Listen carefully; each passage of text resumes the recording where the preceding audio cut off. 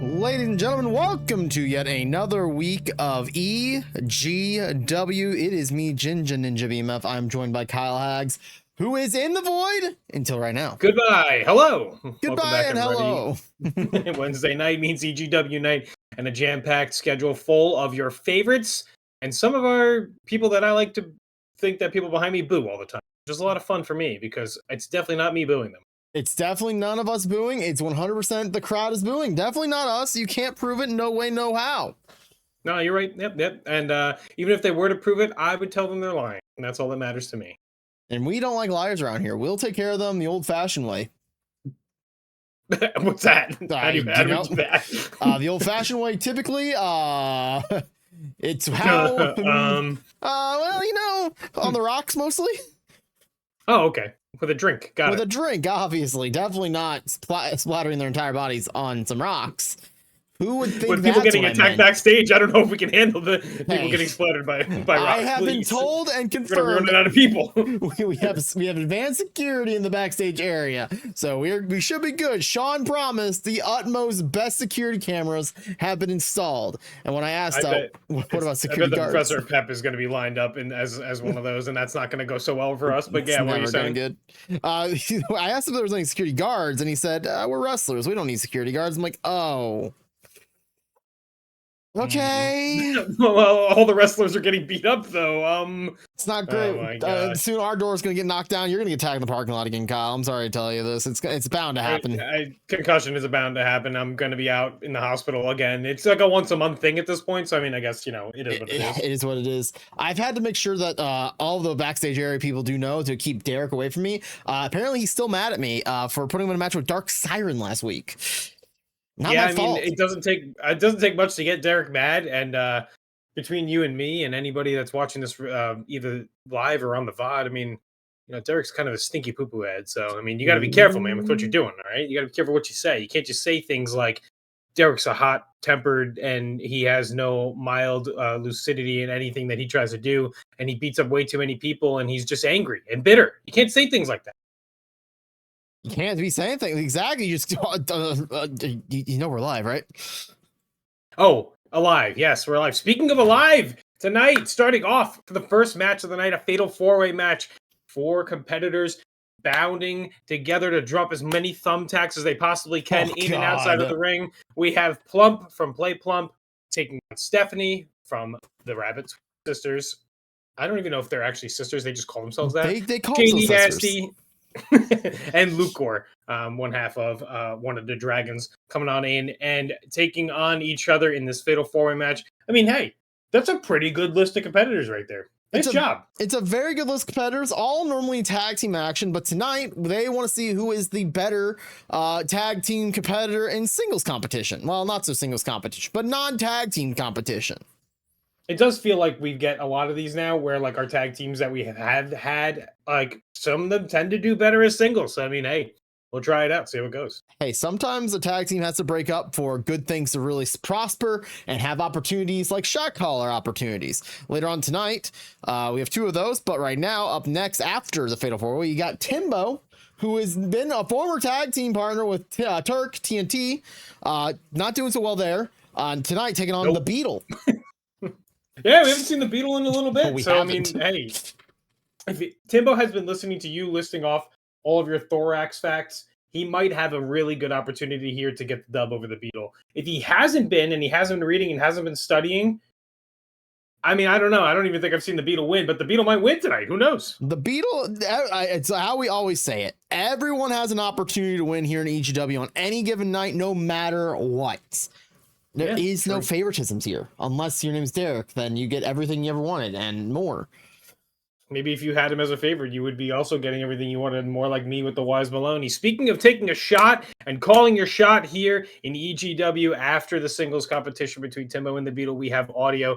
Taking on Turk and taking on Professor Pep, we got a lot of muscle. We got a lot of meat in this matchup and a lot of pepping going on too. But hey, audio, newly singles competitor, Turk from TNT, as we mentioned before. Turk tends to do better as a singles competitor anyway, so it's kind of up his alley. And the Professor Pep is also in this matchup. I don't know what that means. Take it for what it is. But a triple threat means anything could go. So trash cans might be coming from your local janitor. I mean, you know, he's going to have a field of those trash cans. Maybe. Who knows? He might cleaning up the competition, maybe winning, maybe not even caring about this match. Probably that's also possible. He doesn't That's what care. I'm kind of thinking. So all he cares about is pepping and looking his best. And like I said last week, we had a real true issue.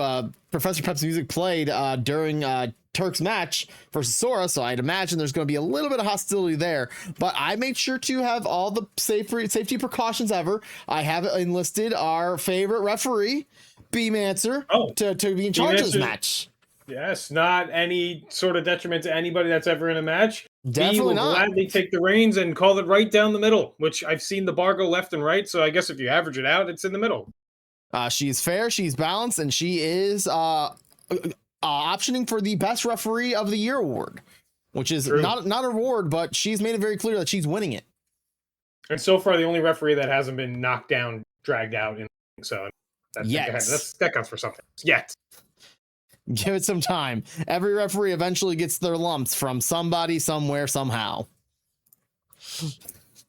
After that match, we do have ourselves, I don't even know, I need my cheat sheet, and yet here I am without my cheat sheet. What am I doing? Tag team match and competition up. After breaking up all these competitors into singles matchups, we have what tends to be the top echelon of the tag team division here in EGW, the Unlikely Duo, is taking on the Great Minds. I mean, that's blockbuster stuff right there. That's headlining EGW events, Weather in the Sand, which I still can't get it out any of the pairs of shorts I have. I didn't even wear them. I think someone threw them in the sand.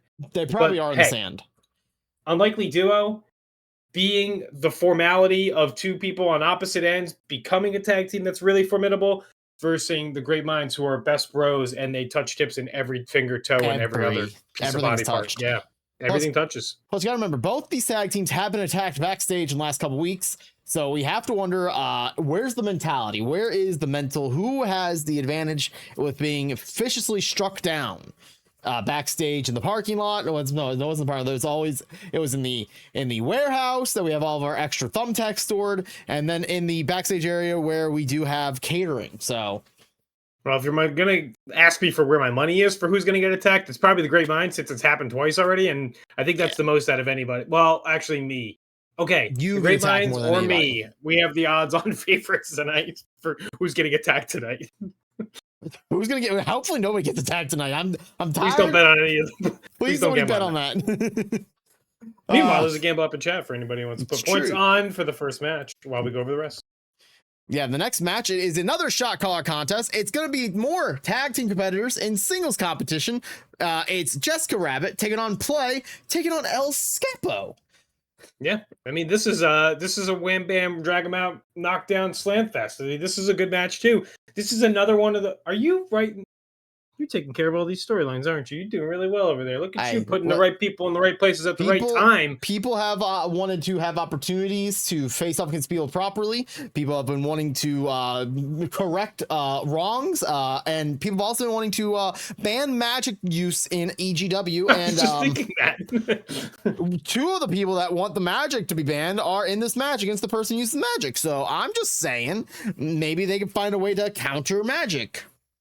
Or maybe they get magicked and then they get uncle magicked and they just get thrown down and that's it. Like I do need a refill. It's a big scam. Oh my gosh, you're almost out of the green goop. I'm almost out of the green goop. They gotta hook me gotta up. Be. I don't know if that's good or bad. It kind of feels like it would be stinky, if anything. It does smell like feet, and I still enjoy it.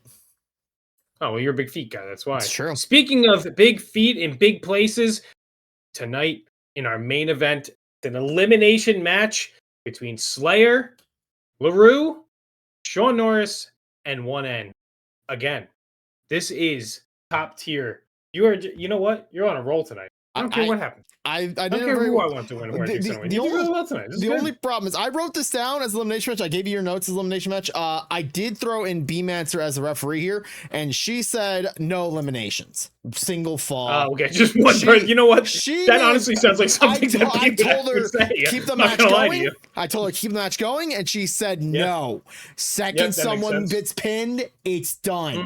And I said, but B-Mancer, and she's no, and she just walked away. And I'm like, all right, it's not an elimination match anymore. I forgot to change my notes. I do apologize for not updating my notes. No, that's good. I mean, if anything, I'm just going to leave it there because it's just going to remind me that you didn't have any say in it, and that kind of makes me feel better about it. You know, I've made it very clear over at MCW when the wrestlers start to tell me that they want and everything. I typically say, you know what, go ahead, do it. I got other things to take care of. Over at MCW, we got a cult to take. I got people to see. I got people to see. There's a cult trying to destroy the entire thing from the inside. I don't know, man. It just we got a big event this Saturday. It's just things gonna be lit on fire. Everything's gonna be it's gonna be crazy. You know, these guys kind of busy over here. Okay, you gotta give them a little bit of a break. We're working towards the season. I don't even season 3 finale, or it's like the season 3 midpoint for EGW. We're at that point where it's like, you know, if you guys want something, just ask. We'll make it happen in EGW. Probably we'll throw it together. We'll throw it together eventually. Speaking of throwing it together, our first match of the night. First match. 4-way action. It's ready to go. It's gonna be fan-flippin-tastic. Wait. Better lock in. Locking the frickin'. The following match is scheduled for one fall. Introducing first, he is Plump. Oh, God. That's the scariest thing I've ever seen in my life.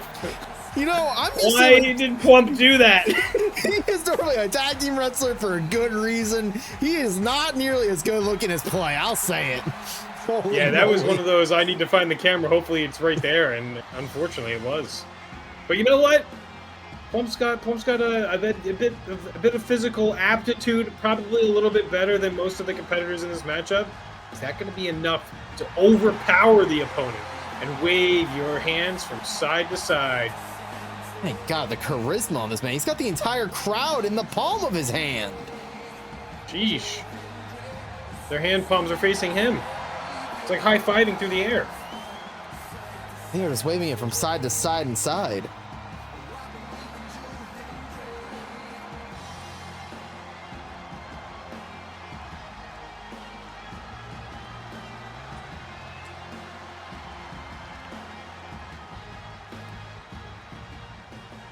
A lot of these tag team competitors have not competed in non-tag team match ever in EGW.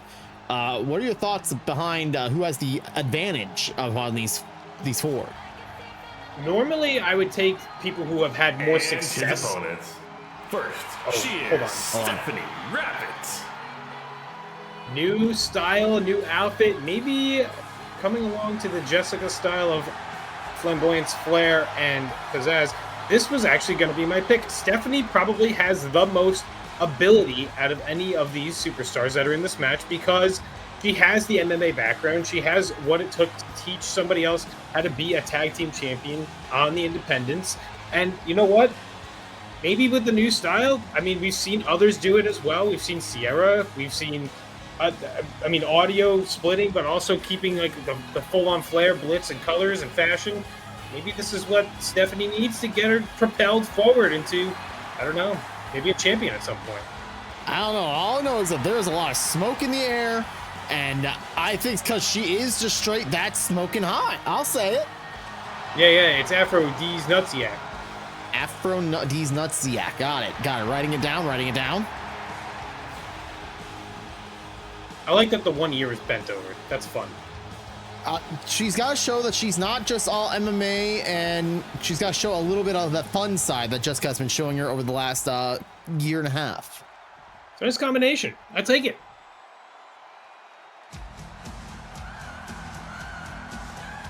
Next, he is Shady Nasty.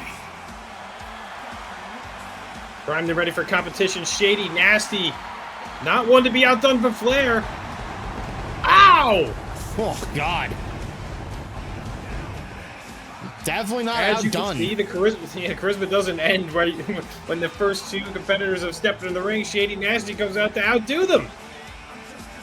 That pyrotechnics cost both Guy Love, Straight Silver, and Shady Nasty half of their paychecks this week because they don't normally have pyro. But look at this man; he just has so much flair behind him that he didn't care.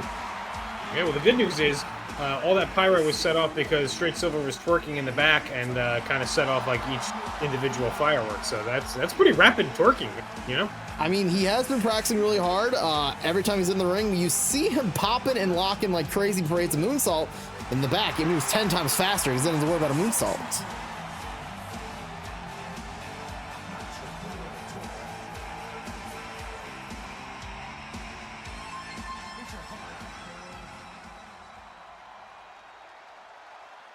God, his pants are so shiny anymore. They're probably wet. Makes sense. And finally, he is Lukor the Dragon. You know, Lukor's my pick to win this whole thing. He's had success as a singles competitor over in MCW when he fought Ben a handful of times and put Ben inside of a casket. Yeah, but this is a little bit different. This isn't the fight to the top for EG and Big EG. This is a fight to prove your worth against a bunch of people who were tag team competitors that need to be singles competitors. And I've only seen Lukor be a tag team competitor over here in EGW. I don't know if he really has the advantage here. I know it's your pick. I still think Stephanie's got an advantage here over these. If there was someone to lead that of the team of Little EG, I 100% lock in my vote that it is this man right here, Lukor. The body and spirit of Little EG right there in one pint-sized dragon.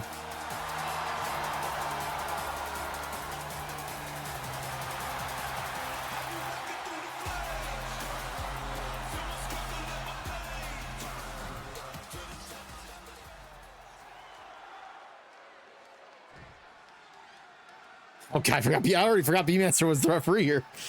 I forgot she was a referee. My bad, I forgot to mention that. B is here to make sure that the night goes smoothly and quickly. B, as we said, always has this referee meter above and up. Telling Lukor just looked at Lukor and said, "Go ahead and cry. Go ahead and cry." There'll be much crying tonight. I'm pretty sure B just threw Lukor down to make the pin to get this match done and over with. And almost a 3 count quickly. Lukor almost taking out my pick, Stephanie. Hey, now, Miss Referee, could you calm down a little bit? I mean, we could give Stephanie a little bit of a chance here, please. Being not short on the use of being a bad guy. She's always locked in on being the chaos and being the violence bringer. Oh, whoops. Stephanie, did you see that? B started swinging at Stephanie after a slap to the chest. He is no stranger to being able to swing around at some other people in the ring. And I mean, it's going to be competitors. It's going to be being a referee. It doesn't matter what he is. Huge springboard crossbody by Shady. And look, another pin by Lukor. Shady Nasty trying to get in on that, make sure these pins aren't happening too quick. Wants to be the victor of this matchup. I think keeping an eye on B might be a good idea. Shot over the head there, Lukor from Plump.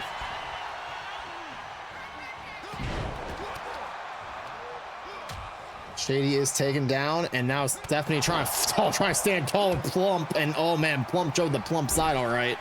This is what we said at the beginning of the match. We're talking about the physical aptitude of Plump. He's just that much bigger, that much stronger than all the other competitors. He's got to outmuscle these. Oh, and a shot to the back of the chair, and an elbow across the mouth. Can't get the swing off. Man, Plump is looking good early on, and I'll tell you what, Shady's looking pretty good early too.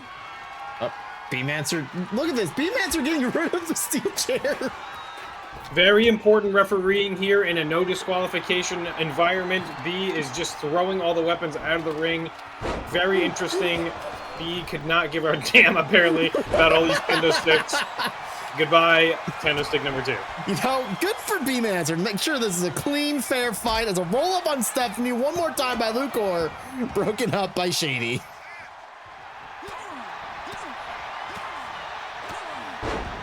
The side where we normally have our Spanish endurance announced. Ooh. Oh, that's not good. B-Mancer's injured, and Shady Nasty just inadvertently struck B-Mancer. This is bad, Kyle. I'm a little worried.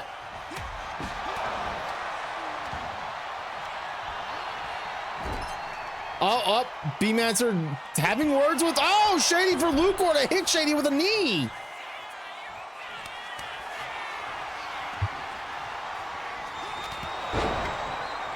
And that back elbow right to the side of the head, knocking down Shady.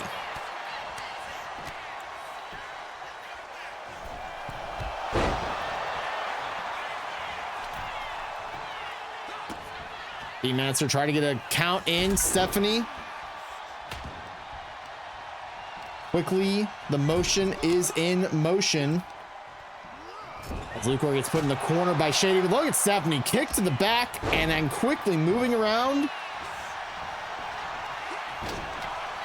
Up and down Plump, picking up Lukor, tossing Lukor as far as possible.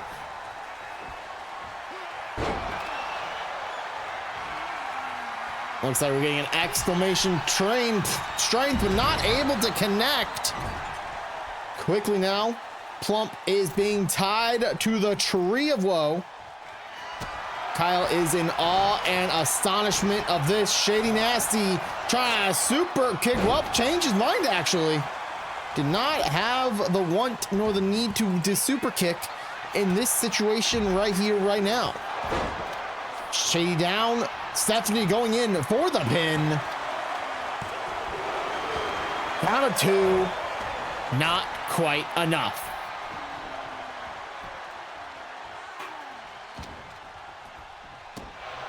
Oh, B-Mancer now kicked Shady Nasty. And then Stephanie responds with a bigger boot to the face of Shady Nasty.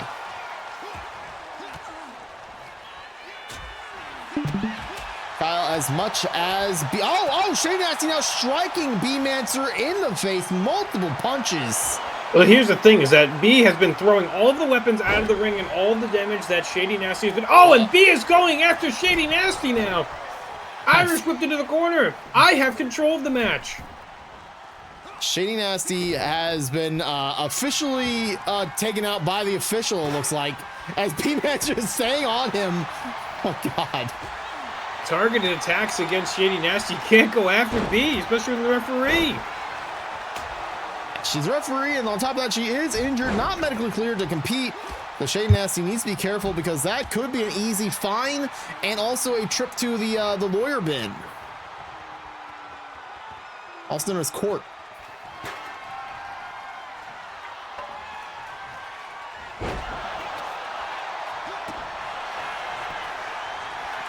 Attempt here from Plump as V is still cleaning out the ring. Shady Nasty has finally recovered back in to break up the pin count. All of our competitors back inside. I don't know if weapons are good or bad in this match. I think they're allowed, but I think B has this very much want and desire to keep this clean and fair as long as she is in control of what is being said and or done. Honestly, fair enough for her because that's probably what she thinks is clean and fair.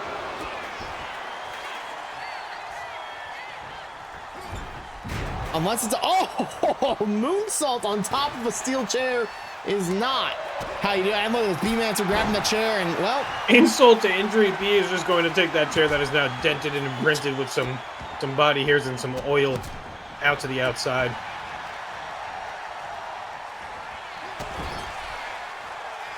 Lukor taking advantage here of Stephanie trying for this roll-up combination pin again. Nobody around. Kick out at one once again.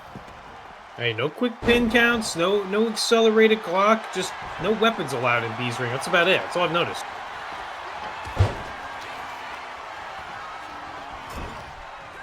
He's determined to have this be fair and balanced to the end of time. And, you know, I think she's doing a great job at it. As long as you don't put your hands on her, that is. She's eyes Shady Nasty this entire time. Oh, dear Lord. Well.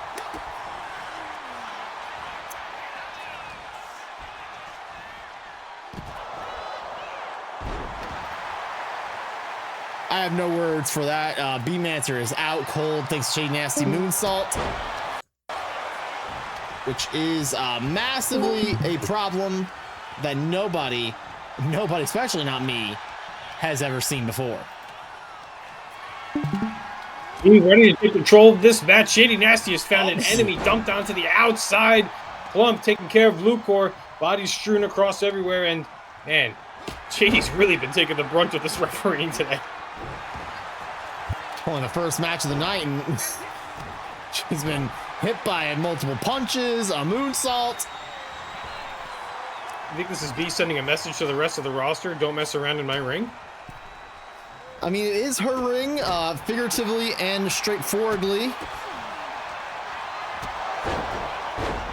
Lukor roll, not just rolls up, Plump, power bombing Plump.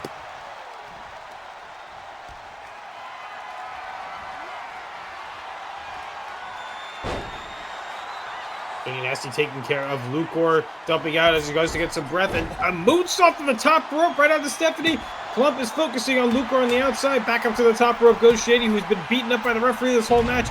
Elbow missing, trying for that Shawn Michaels-esque high elbow off the top. The flash and the flare missing. Ripcord knee across the face to Shady Nasty. Chops and punches and just... oh, vicious knees. Combination pin in the middle of the ring. B with the count. That definitely felt like a bad God. What on earth? Shady Nasty has found mortal enemy. I was gonna say, I legitimately think B-Mancer hates Shady Nasty at this point. So we got here on Lukor spinning fist as Plump dumps the body. Shady Nasty on the ground. German suplex overhead. Huge impact. He's so strong. To the middle rope he goes, calling for Lukor to stand up. I think the worst part is if he went for a pin on Shady Nasty right there, he probably could have won the match immediately. I think so. That would have been a quick 3 count. B would have already been in position, ready for it to happen. Going into the corner here. Rear view, right to the midsection, dropping down. Plump focusing now. And, reversal into DDT. Stephanie looking for some lumber. Over to the corner she goes. Oh, off the skull. Shady Nasty taking another shot. A pin on Shady Nasty could be it. That's gonna be it. B decides the victor as Stephanie is the winner this week in this fatal 4-way competition. That is not gonna sit well with Shady Nasty. Look at the strength of Plump here. Oh my god. Oh my gosh, and all the weapons out of the ring, driving people outside, almost causing a pinfall victory there. Back in the ring with some action to Shady Nasty taking on Stephanie. Super kick, but B was taken out and not feeling that good about that and went right into this fast count as you see the 1, 2, and 3 as the foot is being brought down. Not enough time. Plump not happy. Is your winner. She is Stephanie Rabbit. I think the worst part is I think Plump made it in time to break with a pin, but Beemancer said absolutely not. I think if that is what happened, it did not matter. That's the gist of it, to be honest. Stephanie, well-deserved win? Debatable. Victory nonetheless? Yes. Win no matter what? Sure, I guess so. Yeah. If it's up to Beemancer, yes, absolutely. That is the case of what has happened here. Speaking of things that are happening here. That's a change of fortune for one person, and man, that is an enemy found and made easily by Shady Nasty right there with B. Now probably on *1 on the list to not ever mess around with or. Yeah, no. Beemancer better find a tag team partner quick. Straight Silver will not be happy about this. Oh, I guarantee he won't. But my pick won, so you know what? I kind of benefited a little bit there. I'm not gonna lie to you. My God, this is ridiculous. I hired Beemancer for the exact reason. My bad. That's on me. That's my fault, chat. That's my fault. Hey, well, we get another Beemancer referee match later. Yes, so I mean, it could be every match at this point tonight, for all I know. But so that's okay. Here's the funny thing. I think the next match is a Beemancer officiated match. This guy's just trying to cause chaos by all his bookings. I complimented the bookings of the show earlier, and now we're at the point where everything that's happening is just bass awkward. Hey, Beemancer is my most trusted referee. I have full faith in this completely, wholeheartedly even, some may say. But no, actually, I re-looked at my script, the script that says everything that's happening tonight. It's not a Beemancer Ran match. The next match is a Beemancer Ran match. Wait, the shot caller. The shot caller. Oh, the shot caller match would be Beemancer. Yes. But the next match being Timbo versus the Beetle is not. This match will be regularly governed and officiated by probably Lady McReferee Face. We'll see. Or Jeremy. It could be Jeremy. It could be it's anybody's game at that point now. This is actually a one-on-one with actually DQs in it. There's not going to be weapons. Can you imagine? This is weird. We haven't had like a actual real wrestling match in a while. I mean, it might be a good one too. Like I said, it's all about Beatles facts and not the Beatles, but the Beatles. Saying. It's true. It's the Beetle, not Beatles. The Beatles would be a little more interesting, I feel. Beetle. There's just too much. There's just too much there. Just way too much there. But Timbo versus the Beetle. Gamba is up. Gamba. Get your EGTV points on the line for Timbo and or the Beetle and or Beemancer to make a surprise appearance. I didn't put that as an option. Please don't pick that. Please don't pick that. That's not an option. When in doubt, did you do this? When in doubt, bet on Beemancer. That's the new saying. Okay, that's a good point. I can deal with that. That makes sense. It's a fair and balanced statement, just like Beemancer.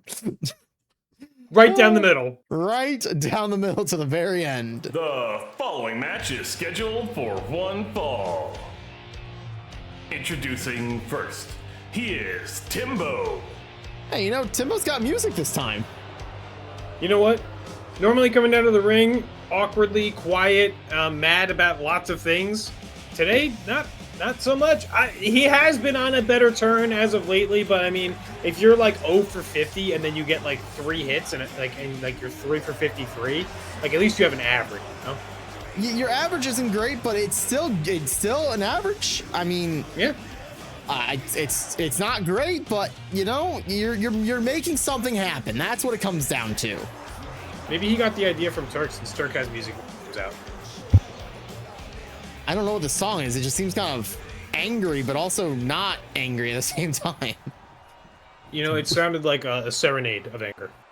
Serenade of anger.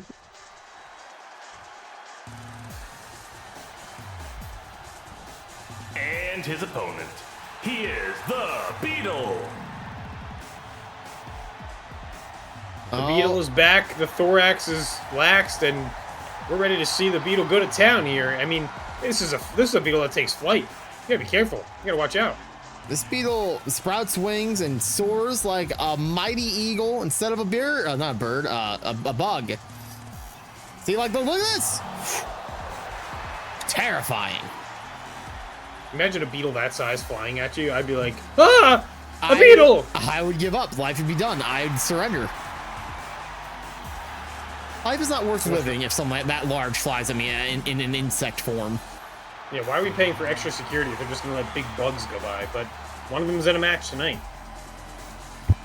One of them's in a match, and it is definitely ready for a war amongst wars.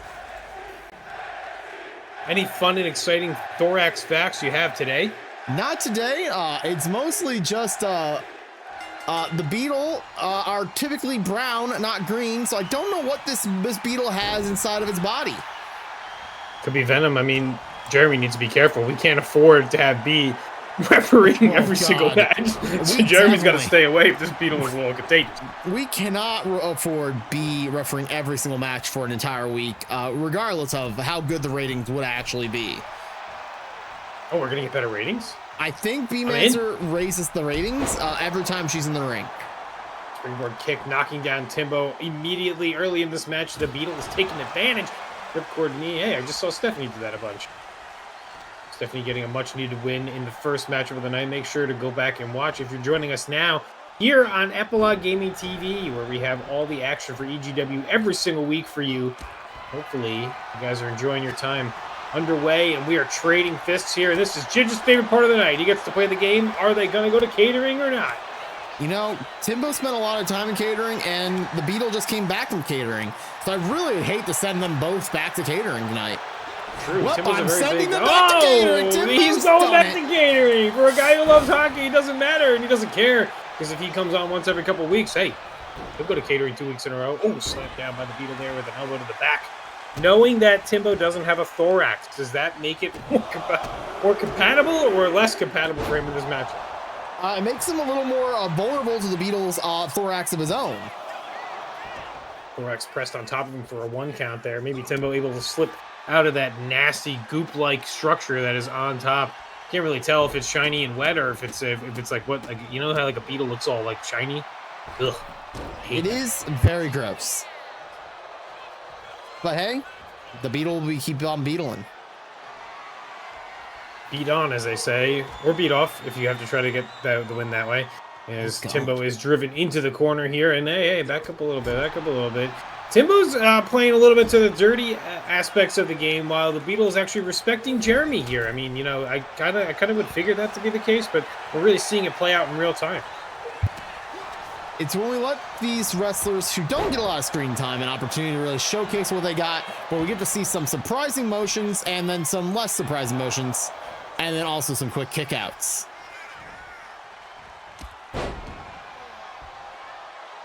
This running clothesline, dropping the Beetle down. There's got to be a weak spot in that armor somewhere, and I think Timbo's going to try to climb to the top rope and find out where that is as he takes the leap and splashes down, but the knees came up. I can't see because our cameraman's behind the I corner don't of the ring for some what the cameraman's up to the top and springboard. He just up and at this guy has wings. I hate winged Beetles. They tend to be horny winged Beetles too at some and that makes me a little more nervous, to say the least.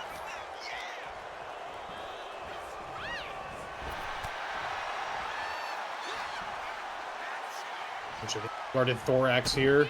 Turning around with Timbo changing the momentum there. Shoulder tackles down. I guess apparently that was the momentum that he thought he needed as he's celebrating immediately. The gut. Chop in the chest, go down. Thorax be damned. Doesn't matter if that's blocking your heart because I'm going to strike right through to it.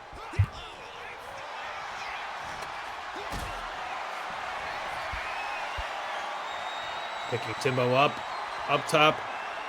The strength being displayed here could be going into the corner, hung up on the top rope. The side goes the Beetle, knowing that Timbo was going to run out for some fresh air, but ready to pounce and be on the attack. Never mind. Kick off. Hey, he's got to be ready for anything this Beetle can bring. Oh, No! with the back of his head bouncing up the ring apron. Man, that had to be a hurt. That had to hurt. That had to be that soft spot he was looking for. Into the corner he goes as he drags the Beetle over back into the ring. Beetle is not looking. That could be a concussion right there. That was uncomfortable to watch. Rolled up. 1 count. If B was here, that would have been a 3. That 1 count there for the Beetle. Shady Nasty is going to be fast counted for the rest of eternity, apparently.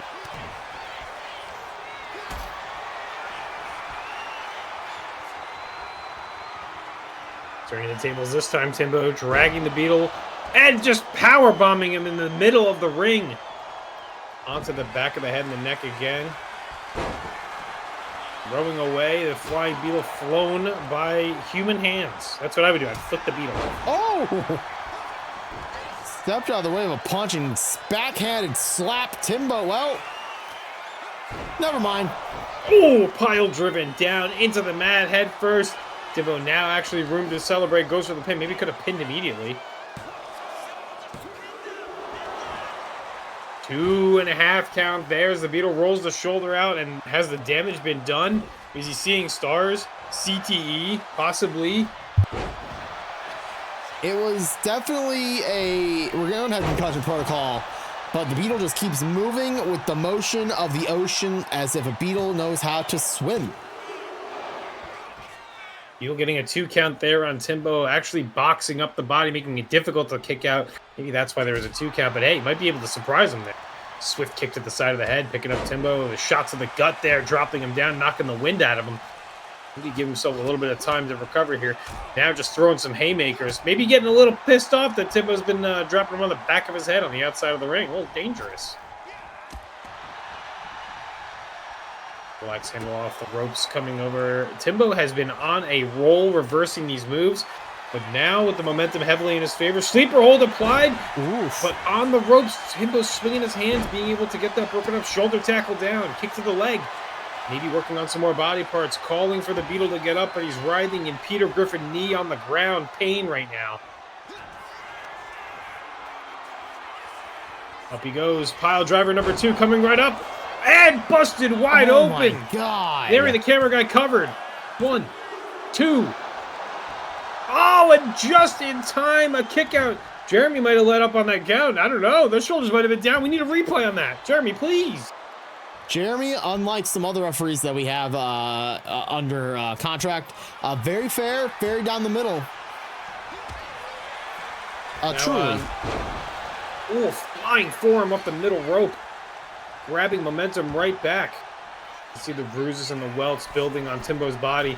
Beetle up to the top rope. Flying Beetle with the stomp through the thorax there of Timbo. Needs to roll for the cover. Crawling his way over there. Throws the arm over. Is that going to be it? Woo. And 2 3/4. Timbo throwing the shoulder out this time. Showing the bit of resilience. Kick misses. Wow, what a lariat. Dropping the Beetle down. Picked up and spine buster near the corner, going for the pin. This could be it. 2 count. The Beetle will not give up. Timbo going for another pin, maybe out of frustration. This time his feet are on the ropes. He's cheating. I think Jeremy saw it that time. Jeremy did see it that time. And the Beetle back up as Timbo's arguing with the referee. Suplex. But back over the top, dropping down behind the Beetle. Back suplex up and over they go, trading reversals. The arm elbow to the face. Big clothesline taking him down again. Goodness, if that Beetle is poisonous, we're going to need to get Timbo checked out. Look at those welts all over his back. Snapmare dropping the Beetle out on the back. Oh, and he can't hear him anymore. Oh, and he's just taunting the crowd. Oh, you're going to cheer for the Beetle? Yeah, well, he's gross is what he said, I think. I don't know. I don't like Beetles. Ugh.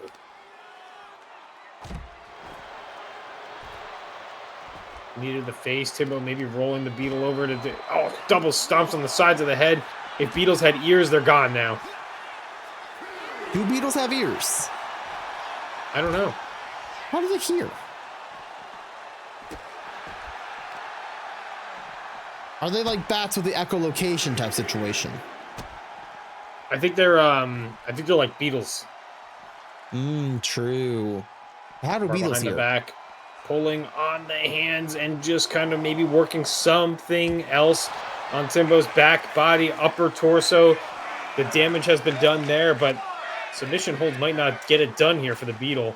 Irish whipped over to the corner, and down goes Timbo. Referee Jeremy's up to 6. Beetle slowly walking over to 7. We are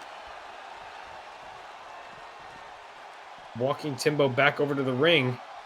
Inside he goes. Jeremy doesn't know how to count a singular second between 7 and 8. Took him 45 seconds. We're back in the ring now with this action. Springboard off the top rope. And a kick opens Timbo up. I'm honestly with how much he's been taking shots to the head. He hasn't been busted open yet already. Missing that senton, trying to take Timbo out. Punch to the back of the thorax. Irish whip off the rope he goes. Down under goes Timbo, waiting for the Beetle to come back. Picks him up. Maybe going for a choke slam. Missing there. Knee to the face. Timbo crawling to the corner, trying to get back any breath that he has. Possibly foot across the face. Oh, and a hell of a kick through the bottom ropes. Going for the pin here. This could be it. And another 2 count. Unbelievable resilience from Timbo, who has lied and cheated in this matchup, but has not had the win stolen from him. Here we go. Maybe looking for another pile driver here. And lands a 3rd pile driver. Celebrating now. Waiting for the Beetle to get back up. Into the corner he goes. Maybe could have, pinned the Beetle, and that might have won him the match. But a Beetle death drop there. Timbo, Ryan, kick to the face. Timbo's nothing less than. There's a reason why he has like a 3-50 record, right? Oh, roll a pin near the ropes, but not breaking up the pin. Oh my goodness, and almost a 3 count with that cradle. Beetle Irish whipping Timbo off the ropes, looking for maybe a spear. Timbo kicking through that. Back into the pile driver that he so willingly goes for. The 4th pile driver in this matchup and just rolls right into the pin finally. That time he did a jumping version, though. More impact, more neck damage, and the Beetle is put through. This could be a highlight of all pile drivers, but you can see the Beetle going up top here. A huge stomp through the thorax. Timbo writhing in pain. The wind knocked out of him. This pin attempt was right after a really good finishing move, but not enough covering. Pull that leg. Maybe that does it there. And then we got more pinning attempts here, which is probably the only highlights of this entire match. Just kidding. There was a lot of high impact moves. Off the ropes, missing and getting that knee driven through. And then going into that, like you said, jumping pile driver. Watch this. Watch the height he gets on this one. Jumping and dropping the head down. The 4th pile driver. That'll do it for your match and your winner, Timbo. Timbo definitely earned this opportunity in this match to the win, and he proved it. Oh, wow, he is. Oh, God. Timbo. This guy's bruised, bloody, battered, and I think he's got Beetle goop on him, too, from when he broke up with the Beetle for the first time. There wasn't even any weapons in this match. Don't need weapons when you have the ring and you're dropping on your ass with the opponent's head between your legs, you know? But what the? What the hell? That's Lukor. Oh my God. Is that Lukor out of the ground? Where's the security? Where's the added security? What the hell happened? Oh my gosh. That means I'm next, dude. Dude, that was in the parking lot. People keep getting attacked. That was the parking lot. They're going to keep God, the ratio is going to keep coming my favor. I'm going to be attacked if I don't back, bro.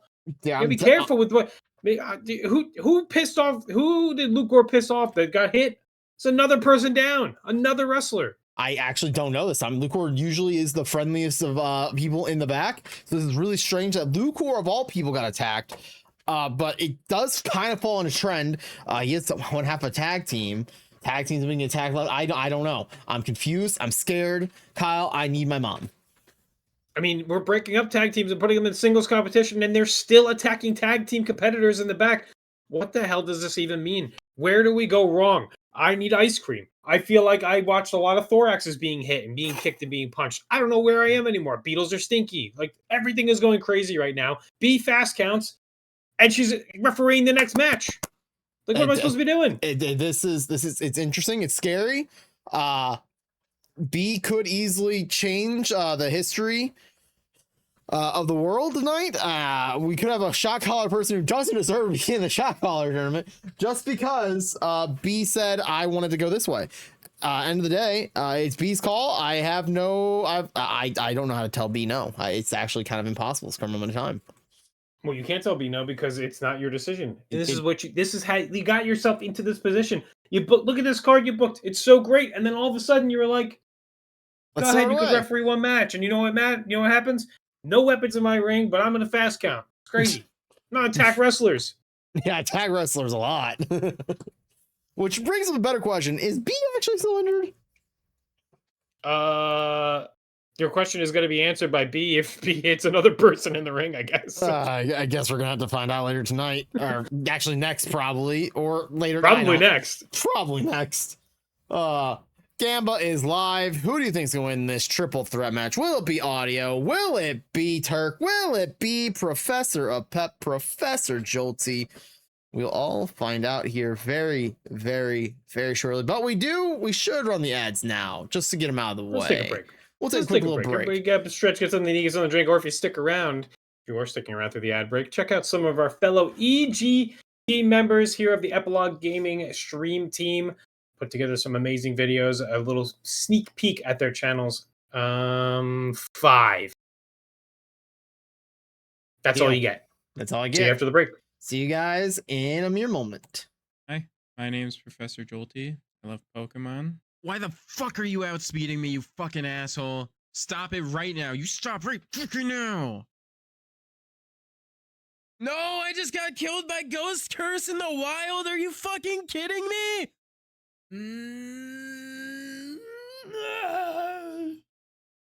Love chaotic gameplay. I bet a bunch of you guys thought I was dead there. I thought I was dead there, so... Oh, no! Ah! No! Oh my god. What's going on over here? Okay. Oh! What the fuck? What the hell just happened? And I love to pep. Love to see you stop by sometime.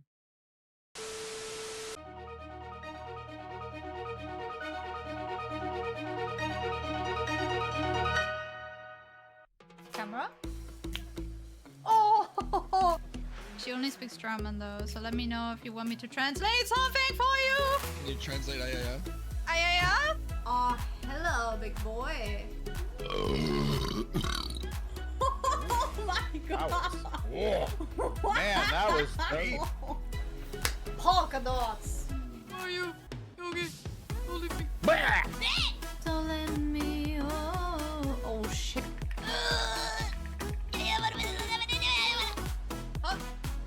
What do I even do? Do I just moan? Like, what do you want? I got the D. What? It's just me going like yep.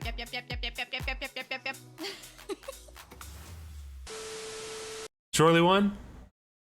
Yeah, that guy's got a nice chill stream that I can relax to. Are you listening? Do you have the volume on? Can you hear me? That guy Shorely, he makes sure to wish me and everybody else a very happy birthday. No! Right, you are a fucking ignoramus! Someone ban that guy! Fuck you, fuck your birthday! Fuck your birthday, bro! Fuck you, fuck your late ass birthday! I hate you, and I fucking hate you! Bro! Shorely always has some really enlightening stuff to say, so I always make sure to listen and learn.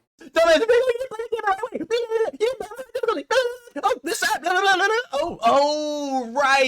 Shorely always compliments his viewers' intelligence and makes us feel smart in our own ways. You fucking idiot! They planned the fucking murder and your ass fell for the bait because you're an idiot! Thanks for the kind words, everyone. Well, I'm Shorely I'm already out of time? Yes, Shorely, you're 100% out of time, and you know what? It's not out of time for us going into our next match. Triple threat action. Turk, Audio, and The Jolty. following match is scheduled for one fall. It is a shot caller contract qualifier. Introducing first, he is Turk. No better momentum switch than having yourself become a potential shot caller qualified candidate. That is what changed B-Mancer's trajectory to the top here in EGW. So, becoming the next shot caller, pretty important. We've only had one shot caller in the past, and so far it's 100% successful cash-in rate. So whoever wins this could easily be the second ever successful cash-in, period, exclamation point. And it's terrifying to think someone like this could win. Terrifying. Well, knowing Turk, I mean, it does feel like Turk would be the type of person to immediately interject in someone's matchup to be able to become, similarly the way that B cashed in the middle of a match, the next EGW champion. But you never know. If it is Turk, I could see him cashing in randomly. Maybe if someone with a little more, what's the word I'm looking for? Self-restraint might schedule out a match. Not Turk. Turk's very impulsive, you know? And repulsive. And his opponents. First, he is the Professor of Pep, Professor Jolty. Look at this pepper. He is pepped up and ready to pep.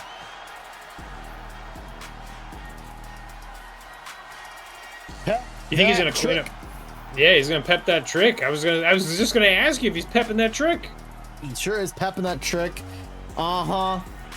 Yeah. What? Come on. Professor of Pep.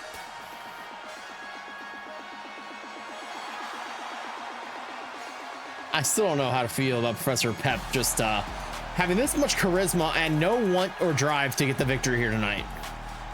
Professor Pep is an absolute wild card because any given night he shows up. That's it. That's the statement. Will he, won't he, maybe be? Who knows a B? Well, B's the referee. Oh, God. Oh, This no. lines up perfectly with Professor Pep's whole mentality. There she is on the outside. I saw her. Oh, She's no. here. I did see I saw her. I forgot already. Nobody better attack B because they're going to be fast counted here from what I saw earlier in the night. Yeah.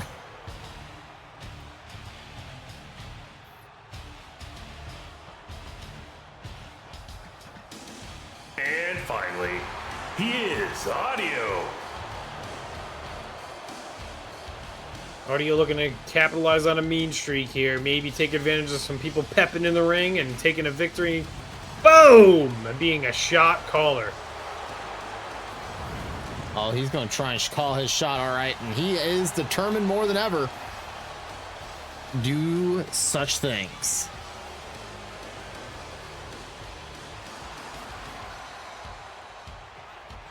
Audio determined to make a statement match for himself, become the victor here. Open a can of some ass whooping. All those that might oppose.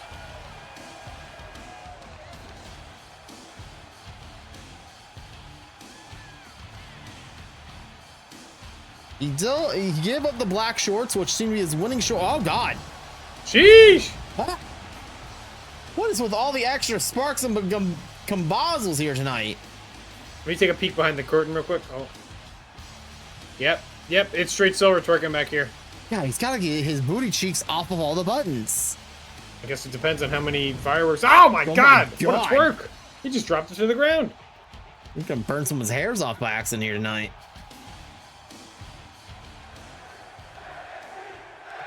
He get burned off on the top of Turk's head.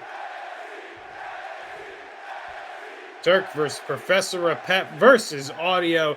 Triple threat action. No DQ in this type of matchup. As the Professor of Pep comes and launches himself right out of the Pep cannon at Audio. And as he goes to roll up Turk. That's a big body to roll up there. Always pepping, never thinking anything else. Just what a unique person wrestling. Sometimes I just think about like what's going through his mind, and then I get lost. So like I gotta stop. Ropes audio throwing Professor Pep, and then actually engaging in Turk there, up over the top, dropped on his back and side there. Turk not ready to go for a ride just yet. Going off the middle rope, drop kicking the Professor Pep, down he goes. Audio and Turk locking up. A lot of meat here. Why is B doing flips and shit? But you know what? B's match. B's match to call it. It's B's match to win, apparently. B will be the deciding factor whenever she is competing as a referee here, period. Audio on the outside, catching breath, running around some stairs. Turk loves steps. I don't know if you know this about Turk, but originally, as the EGW was being founded and run, Turk was eating metal, which is why Audio just introduced Turk to a baseball bat, and B not having a great time with weapons in her ring. Going for a rear naked choke on the ground there, seeing if the Professor Pep is going to tap out. Throws an elbow to get Audio off of him. Turk has grabbed that bat, and B is kind of blocking the bat swinging. Nope, not that time. Off the skull it goes. Professor Pep lifting up Turk. Oh, a military press slam. The strength, the absolute absurdity. I don't think he's ever picked anybody up like that before. He's always pulling out new moves every step of the day, and he showed us right there the unbelievable strength of Professor Pep. B not having it with the baseball bat in the ring, seeing that that weapon was used and that she didn't use it, out the front door it goes. Or the ring, I could say. So going for the pin, pushing the... Not getting the pin counted by B, just choosing to ignore it completely, I guess. And B is now saying to the crowd, that's right, I don't need to count. I'll count when I want to. Oh my god. What the hell's going on here? He made some really... oh my god. Oh, and the Professor Pep is dropping and going for the pin count here. And almost a 3 count. Oh, we can see who's favored in this matchup. Oh, the Professor Pep dropping Turk down and busting him open. I've never seen a Professor Pep in this aptitude before. Oh. German suplex, locking the hands around the waist. Second one. Back to their feet they go, and overhead and releasing on the third one. Turk, springboard off.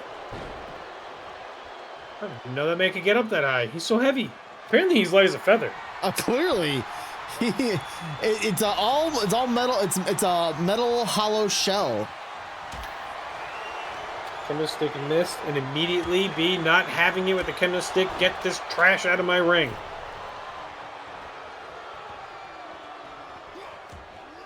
Professor Pep is just watching and taunting, and I don't know what the hell just happened with that move, but it opened up the opportunity to get this wrist lock over here on Audio, as Professor Pep might be going a little bit old school here to give some of the fans what they want, what they asked for, dropping the arm across the back, shoulder, and neck, and B is not having it with Turk with these weapons. The Circus is watching the pin and kicks Jolty out. Oh, right into the face.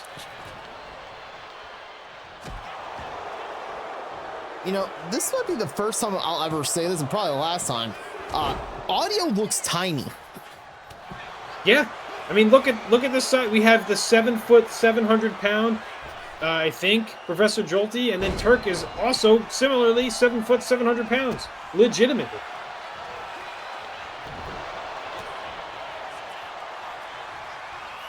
Going for the Kimura lock. Professor Jolty will not have that happening. Audio reverses, though, and up over the top rope goes Professor Pep. He's just hanging on. This is still the center of attention. Oh German suplex. Wrists locked the same way they were with Professor Jolty before. B just watching. Turk helplessly bleeding out. And, oh! B will have none of that. You will not bring weapons into my ring in this no disqualification match. As Audio also goes to grab a weapon. And people have none of that. B is absolutely keeping this clean and fair. And oh, Kimura! Looking for the Kimura lock. Professor Pep rolling out of that. That could have been disastrous. Turk reversing the triple Germans. Never mind. Turned him inside out. Oh! And a spear. Pin attempt here on Professor Pep. And that'll do it. Turk is victorious here and moving on in the shot caller competition. You know, even with B-Mancer not calling the count the very first time Turk got a pin, really shocked that she called the pin there. I think over time, Turk really started listening and leaning into the fact that the rules of the match are governed by B, and kind of just went with it and gave the weapons away. But that opened up some opportunities. I mean, that gave Turk the opportunity to get this victory here, as we see a lot of high-impact, highly devastating and painful moves. Triple Germans here from Audio, lifting the massive man that Turk is, and he was ready and willing to take that weapon away from the Professor of Pep, who normally cleans up the ring, turning inside out. Audio there, and then just turning and spearing head straight through the gut, slapping in the face that 3 count. And your winner, Turk. Here is your winner. He is Turk. For the first time in EGW history, a finisher actually mattered. No steps needed. Turk is still bleeding. That doesn't surprise me. Turk getting a win, much needed. Moving on, that's a big force to be in the shot caller, contract match itself. That end all be all ladder match where the winner takes home that briefcase to cash it in at any moment for an opportunity at the EGW Heavyweight Championship. And hey, that's how B did it. Now B's kind of governing some matches where the next person could be in her shoes. Smaller shoes. Every time someone qualifies for the shot caller, B has the question deep down: are they as good as me? Yes, no, probably not. No, according to her at least. True. And even if that was the case, or was it not the case, B's just going to say it was the case anyway. So it's true. Yeah. But our next match, tag team action. Finally returning to EGW after what feels like we don't do tag team matches nearly as much anymore.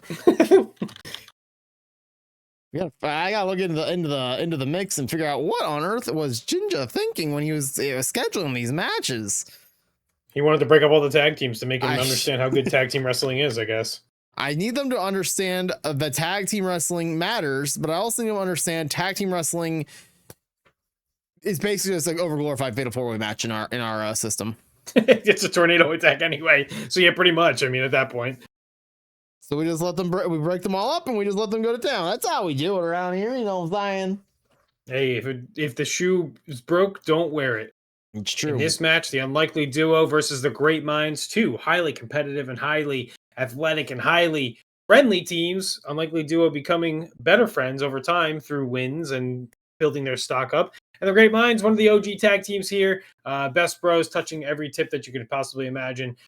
Teaming up, trying to get that victory, to get over the hump with each other, to be able to take the EGW Tag Team Championships away from the Tag Team Championship holders. Mm-hmm. It's true. Disco Dragons have been holding on to those titles for a really tight, firm grip on them. Scheduled for one fall. Introducing first, the team of the Hellion and Silly Billy Dimsum. They are the Unlikely Duo. Unlikely Duo, but straight vibing. But you can put your points right now on the line. Odds are forever in your favor if you want to go with the Unlikely Duo here in this tag team matchup. Now, the Unlikely Duo attacked 2 weeks ago in the backstage area. We still are doing an investigation, trying to figure out who on earth laid hands on both Dimsum and Hellion. I don't think letting them hold them back, because last week, Dimsum earned her opportunity into the shot caller contract match. And Hellion, I believe it is next week, has her opportunity, if I'm not mistaken. Oh, no. Technically yes, but also no. But yes, mostly. Don't worry, everybody. Ginger's the one that writes the card every single week. He totally knows what he's doing. More on that later tonight.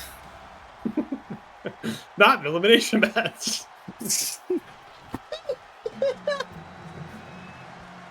I can explain. I have it in my notes still, I don't care. I'm gonna announce it that way still. And their opponents, the team of Ben and Tendo Boy. They are the Great Minds. Direct to you, straight from Big and Little EG, the Great Minds. The best buds. PhD, the Nintendo Direct. Just, coming down, swag. Look at the swag they have. Look at that strut. They don't need to be on each other's shoulders, having fun, pushing people on skateboards. Nah, business. Yes. That's what I like about that. Physics, Excel spreadsheets, and PowerPoints. Everybody's favorite things. I'm sorry, I took a nap. What did you just say? Exactly. Big EG wants to further their influence of great minditude in this match and try to sanction the fun that the unlikely duo seem to have. Hey, I'm here for whatever is going to happen in any matchups because honestly, sometimes referees get replaced, sometimes weapons get used, sometimes they're not allowed to, sometimes people bleed. Anything that happens is good to go for me. It's true. We are still running a separate investigation on who attacked the Great Minds last week in the backstage area. We have been told that seems to be less of a priority to figure out who did it than the unlikely duos who done it. That's true, and you've seen me next to you the whole time, so me and the killer have not been in the same room, so it cannot be me. It could be Le Lunchbox though still. I guess that's possible. I haven't seen him and Lahroo in the same room, so it's true. I've never seen them ever in the same room at the same time. Jeremy back in action. A little bit of a cluster coming his way. This time a little bit more disorganized with that classic EGW tornado tag team style as the Great Minds are taking a little bit of the advantage early on. But you'll see the unlikely duo with Silly Billy Dimsum carrying Ben over into the corner as the Hellion takes on Tendo Boy. Hung up on the top of the Tendo Boy powering through, turning her attention and undercutting Tendo Boy there, running to the outside, knowing that maybe hardware might need to be involved. There's a trash can introduced. Oh, it hits Ben right in the face, but it's made of paper, so it didn't hurt at all. Now, you gotta keep in mind, Ben and Dimsum both qualified for the Caller Contract match, so they definitely have some very vicious words to say towards each other in this match, more than likely. Yeah, this is going to be a little bit of a showcase of who's better between the two, let alone the tag team matchup, which obviously is a priority for a tag team such as the Great Minds. But, I mean, with the unlikely duo putting together some much-needed wins, and even in singles competition, they really are making a name for themselves on both fronts. So the Great Minds really are kind of running out of options. They really need to pick up this win just to kind of prove a point that EGW Originals are actually more apt than they maybe think. Oh, it's your favorite move! Oh, man! That's some good stuff right there for Ginger. He probably needs to take a sip of that green goop. I might, but it just needs to get refilled still. So I gotta savor it for as long as I can. Later tonight, maybe savoring that flavor will go in effect because we will see play in the next match for the Caller Contract Qualifier between Jessica and El Skappo. But right now, tag team action for your EGW pleasure and a kendo stick off the head of the Tendo. Fighting back there as Hellion rips on the arms and body parts. That's you know what, a hellish demon would do something like that, targeting body parts like that. Oh my god, double overhands on Tendo Boy. These two are in tandem. They're in tandem, but can they do something? Like, so not able to pick up the tag titles. Oh, back at the summer kickoff. And as far as I was told by myself, not in the normal contendership match next week either. Yeah, well, whoever didn't write them into that must not have any affiliation with how they have been doing recently, because if they knew that, they would understand that this is the most fun team that we have. They're polar opposites. I would book them every week. The polar opposites? They're literally the same person, but one's a little taller. Ben just swiping Silly Billy Dimsum off the top rope there. And Hellion smart. Oh, but getting a trash can thrown in her face. Silly Billy Dimsum grabs the thumbtacks from the outside. That's Peepus' family's dinner, but trying to dump them into the ring. And oh, a PhD slam in the middle of the ring there. Maybe on the thumbtacks a little bit. Standing moonsault dot. Hitting counter with the knees, and Hellion taking care of Tendo Boy on the outside. And just like that, momentum back in the favor of the unlikely duo. Hellion set that table up on the outside earlier. What do you think's going to happen with that? Jeremy gets up to the count of 5. Oh, now I figured out my answer. Well, never mind. I'd say if I was going to make a fair guess, I'd say nothing's going to happen to it because people like to set up tables and not actually do anything to them. We're trying to get back into the ring and just getting into the ring in the nick of time as Hellion was trying to put the wrench. Oh, and takes care of Tendo Boy with the wrench there. And Ben gets chopped in the stomach. Hellion proud of herself. That demon, that monster, that sadistic wrench swinging demon. You should have went with that. With a wrench, overhand shot with a wrench. That wrench swinging wench is what I would have said. What the hell? I don't know if that's true. Oh, here we go. I've never ordered anything. The only thing that's been served right now is a bunch of red shots. On the outside is everybody, as Jeremy is counting up to 4, which is great to see that even though he's been hit in the past and all his concussions, he could still count consecutively from 1 to 10. Nice little eat the feet for Ben, as Tendo Boy, well, I don't know what he had planned there. Missing the mark there, but still having a little bit of the advantage. Maybe! Could it be? Up she goes, and down, planted, goes for the pin. Ben intercepting the Hellion. Oh, that was the perfect combination for that tag team. But, oh, Jeremy not happy about getting hit there. And unlike B, not attacking anybody. Yet. Not attacking anybody yet. Well, escape knees to the gut at Ben here, going for the pin. Tendo Boy bringing in some more thumbtacks. Dimsum loves thumbtacks, as you can see. Planting Tendo Boy in the... God! Oh, body full and just absolutely ridden across the back and the arms there. What a perfect bridge suplex there.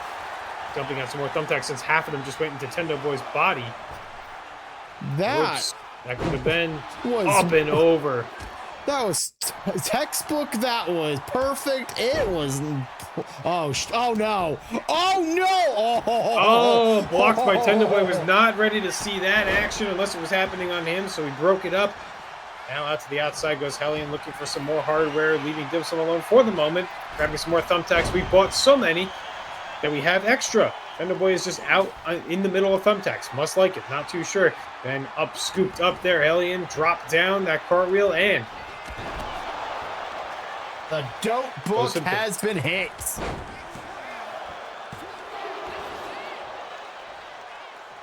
Count there on Hellion, rolling the shoulder out, ready for more action on the outside because you can't get pinned out there. Here comes Ben off the top. Oh, and missing flat on his back. Overhand rights from Hellion. Chops, watch Tendo Boy in the ring, picking up Silly Billy Dimsum, running power slam. Power bomb, I should say. Tendo Boy grabbing a chair. Hellion will have none of it. He's laying on the table. Maybe. Nope, not going through this time. Dimsum on the outside to help out Hellion. The unlikely duo.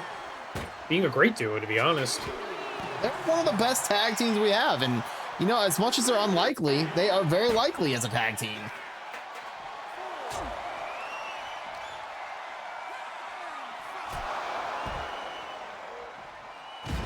Oh, well, that table collapsing the table, but driving the legs through the upper torso part of Tendo Boy. Now on the table.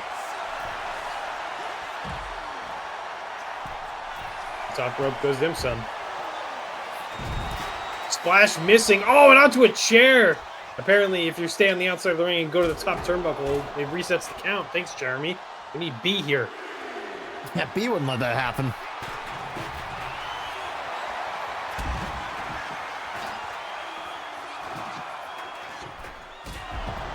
Oh my god, a missile dropkick from Ben from the top. God. Running elbow as Tendo Boy now is going to break up the pin as well, like everybody else has done. 3 count we are at. Never mind, can't jump that far. Dimsum looking for the table, but Ben not having any of it. Taking care of opponents like they're nothing. Running from one side of the ring to the other. You know, he was so athletic. Did you know that? No, I didn't know he was that athletic. I mean, he was good looking and knew how to run, but I didn't know he was that athletic. True.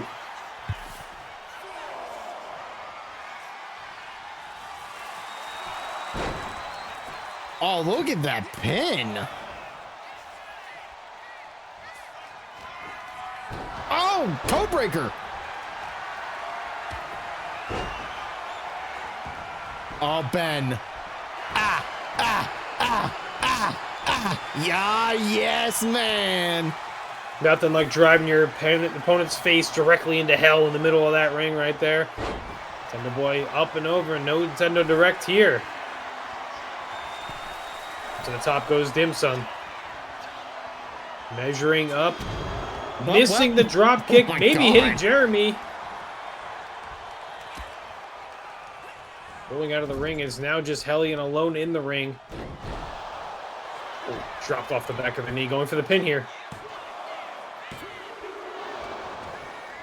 2 count and rolled out. Dimsum was not able to get back in the ring in time, but Hellion able to roll the shoulder out.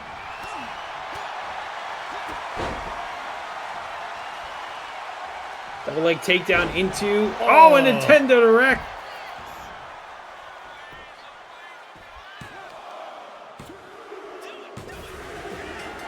And that'll do it. Oh, and then still not done on the outside. Winners of this match, the Great Minds, have taken it tonight. So you can see Tendo Boy dropping down that elbow, slamming down Dimsum, all dazed and confused in the top left of your screen. Not looking good, just swiping off the top rope. Like I said, Ben made the smart, conscious choice.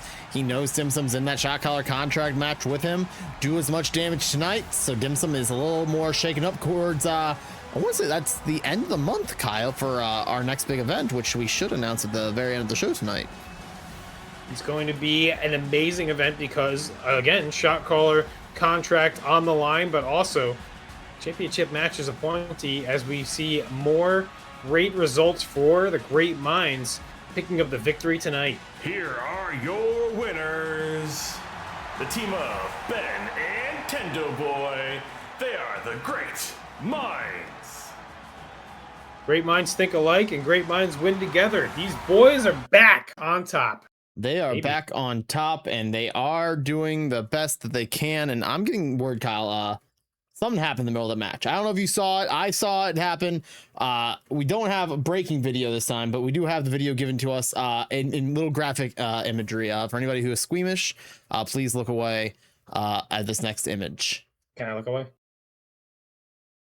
It is. Oh my! Is that Guy Love? That's Guy Love. Shady Nasty and Straight Silver out there, cakes up in the air and not being twerked. Oh, he just twerked all those fireworks out. And he's just knocked down. What kind of show are you running here? I thought you hired security. I did. I'm gonna have a very, very stiff talk with Sean Norris after tonight's show. He was supposed to make sure that doesn't happen. I have been notified that happened, and we do wish Guy Love best because Guy Love was supposed to be in that tag team match next week, and I don't think that we can have them compete in that match next week because that would just be not great. It would be very much bad, awful, and poor taste, if you ask me, after something like that just happened to them. Yeah, there's no love left when your love has been strewn out across the backstage in a parking lot all over the ground. It's all spewed out everywhere. It's spewed literally everywhere, and it is gross. There was a lot of blood. I don't know if you saw the piles of blood all over the place. Also, Shady Nasty just coated in blood. Oh, I thought it was lipstick. Now I even feel grosser out. Yeah, I'm sorry to make you think that was I should have just lied and said it was lipstick, but that's my bad. That's on me. That's my B. I do apologize for my own hideous mistakes. But you know what hideous mistakes we're not going to have? It's this triple threat match. It's the last shot caller. Triple threat competition for that shot caller qualifier. To be in that matchup, as you see every single week, we've been running the shot caller qualifying matchups. This time in this matchup, Gambit is live between Jessica Rabbit. We saw Stephanie in action earlier. Play in action. We saw Plump in action earlier. And El Skappo in this matchup. We did not see Peepus in action earlier, but just know that he's lurking probably somewhere underneath the ring, probably eating some of those nails that are underneath that were just all in the body of Tendo Boy. After he plucked him out, he likes blood inside him too. So, pretty nasty. It gives the bobbles a little extra tinge and taste to them. A little more following match is scheduled for one fall. A little more Genesis say qua or whatever. Qualifier. Swahili, I like it. Introducing first. She is Jessica Rabbit. More smoke to fill the arena, and Finja is going crazy right now. Finja is somewhere with the absolute losing his voice, going crazy. Security, please remove that man from the third row. Oh, he's here? I couldn't even see him. I thought that was you out there. Nah, so the smoke makes it seem like I'm also here and there at the same time, but trust me when I say this, that's definitely my brother, and he needs to be removed on the double.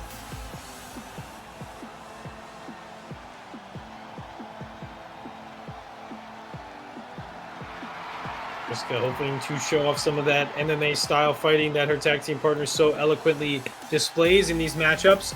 But also, hey, she's beautiful.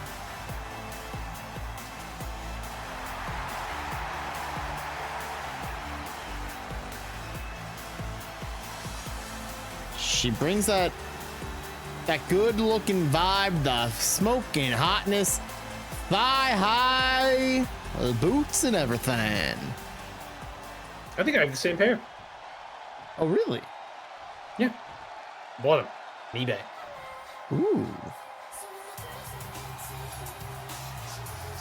And her opponents. First, she is Play. See, less Play not to be outdone. A lot less smoke, but still. Holla. See, way less intimidating than Plump. I'll say that much. Didn't come out just staring directly at us. Yeah, that felt weird. Like I was like looking into like the monitor because we have this little tiny like 2x2 here, and all it was eyeballs. It was eyeballs, and we could see the whiteness of his teeth. It was terrifying. But Play, again, just proving why Play is prettier than Plump. That's a good point you had there. Probably just as strong too. More than likely. Look at those guns. Holy.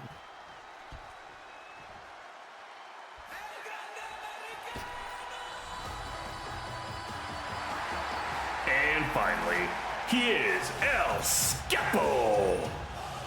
Now, Kyle, I always say bet on Skap, and I do mean it to the fullest. Every chance I get, always bet on Skap no matter what. You are a firm believer in Skap, and of course, the game is live. Please, if you feel like joining in on Ginger, who writes the cards and puts B in every single match to be the referee, you can also bet on Skap, or you can bet against Skap. Somebody's magical here, and then someone's also a bunny rabbit. So, I mean, you can pick whoever you want to. Please tell me B is not the referee here. Oh, God. Well, that would be on you. I haven't been looking up, except for I've been trying to find Finji. You said he was in the 3rd row. I haven't seen him yet. I think security has removed him since I mentioned it. Perfect. Can't have him like going around looking at people's feet. No, definitely. That's my job. Yes, exactly. Wait, what? All in due time, sweetie. All in due time.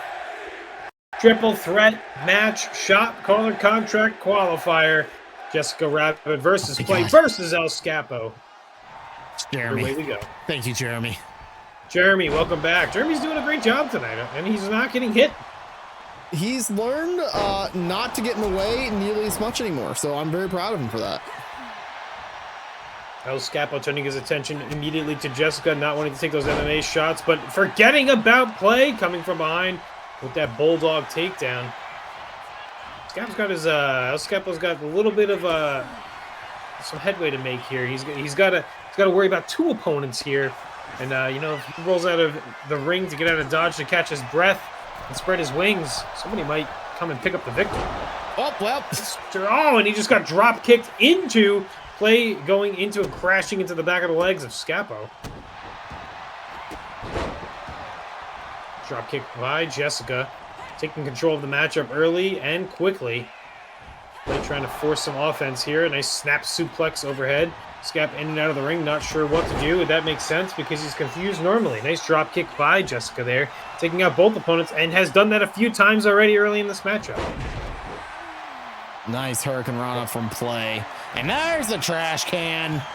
Skappo looking for some hardware early, and never mind, puts it down because he just wants to clean up the environment. He wants all the animals, including maybe a bunny rabbit or two, to be okay. If there's any garbage, he'll clean it up. It's too nice.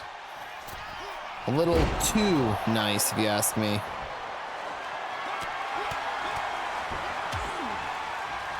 Just go fix that. Oh my God. Hit him so hard that she lost control of that 2x4. Lukor spinning around, head scissors, the Hurricane Rana coming into effect again. Elbow into the ropes, elbow back at you.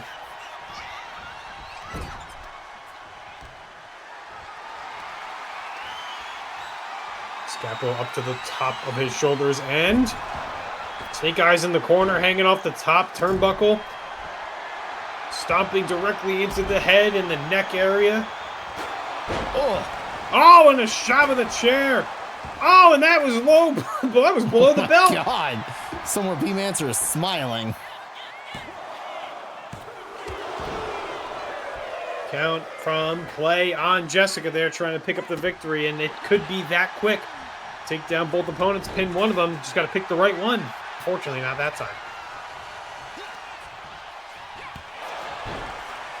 Courtney pulling Skap into that clinch, that MMA style fighting. Really effective against nostrils and temples.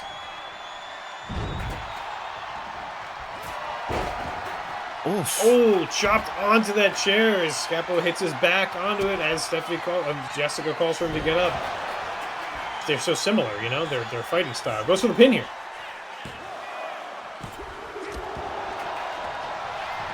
Down there, nothing doing for that 3. A quick rollout after 2, but oh, what a headbutt there off a play. Trying to take the magic dealer out. Oh, and another headbutt there, dropping play down.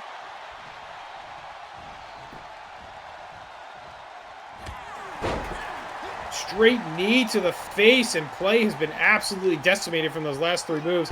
Skappo needs to take advantage, missing that step up in Seguri combination going off the ropes, and actually landing a little bit on Skap after being taken out by play, but play turning attention over to Jessica and dropping face first down, pressure back down on the back of that neck, going for the pin.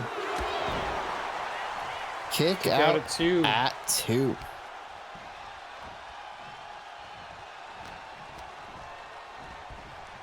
Jessica so far performing up to her standard of wrestling and being able to take control of the match, and I'm trying to find a way back into here. He hasn't really been putting up much damage. He's been getting weapons and dropping them on the ground, but needs to really find some momentum there. A nice press into basically a spinebuster slam.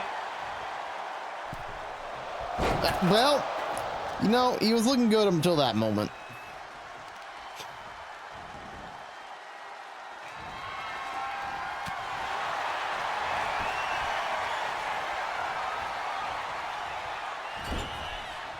Play trying to fight back. Skappo standing there with a baseball bat, not like B, not trying to take any of the weapons out of people's hands. Oh, and a shot over the head of both of his opponents, taking them both out with baseball bat swings. Irish whip had nothing to do with because play was right there. Play fighting back against Jessica here. El Skappo maybe walking Jessica over to the rope, going for a double team side Russian lead sweep together in tandem. You take the tag team competitors out of the tag team match, but they're still going to work as a tag team no matter what.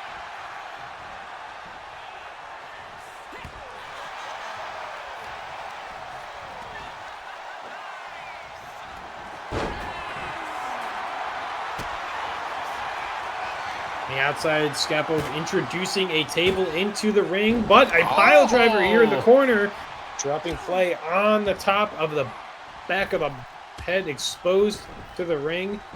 Oh, turned his attention and forgot that he Irish whipped Jessica off the rope. Now Jessica taking advantage here with the Irish whip and a drop kick. Oh, straight to the chest like a missile firing out. Karana there from play. Skappo back up, pushing play into the corner. Any momentum is good momentum. That Skappo cannot find it right now as play turns the tables, elbow into the chest, dropping Skappo down, stomping into his face, similarly how he did earlier to Jessica in the corner there, as Jessica fetches some stairs and says forget about it. An attempt in the ring at the right time. Maybe a little bit of bunny intuition there. Oh, Famouser. Just as play did earlier, Famouser there for Jessica.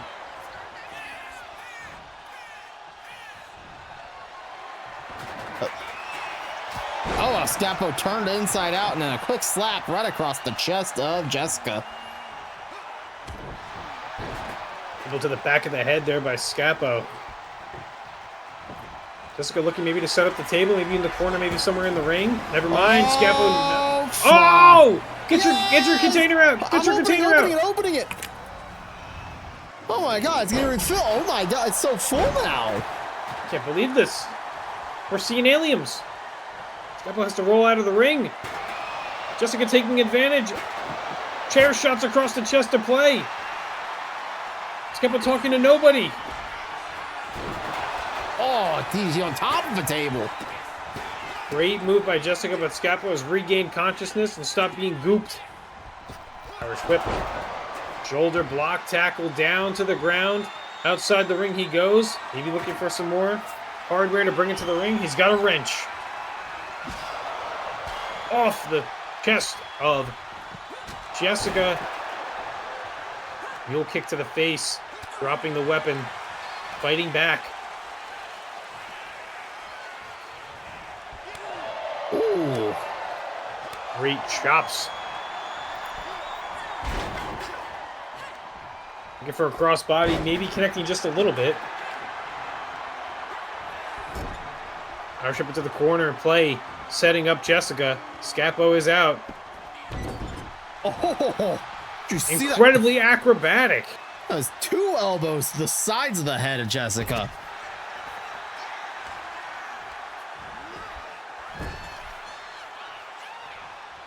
Dishing out play to the corner. Throws a reversal in the elbow. Bringing Skappo to the side rope. Trade kicks, combinations. Hanging him out to dry here.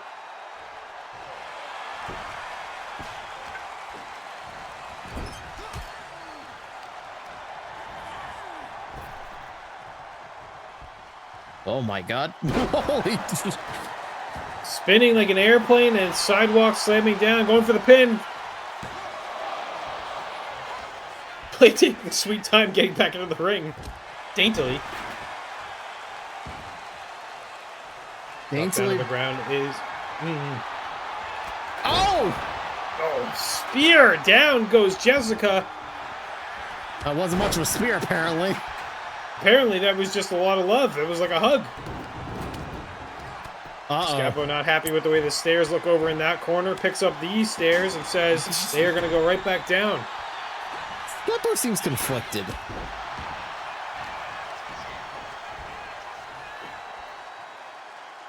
Up top, Hurricane Rana. Into the pin.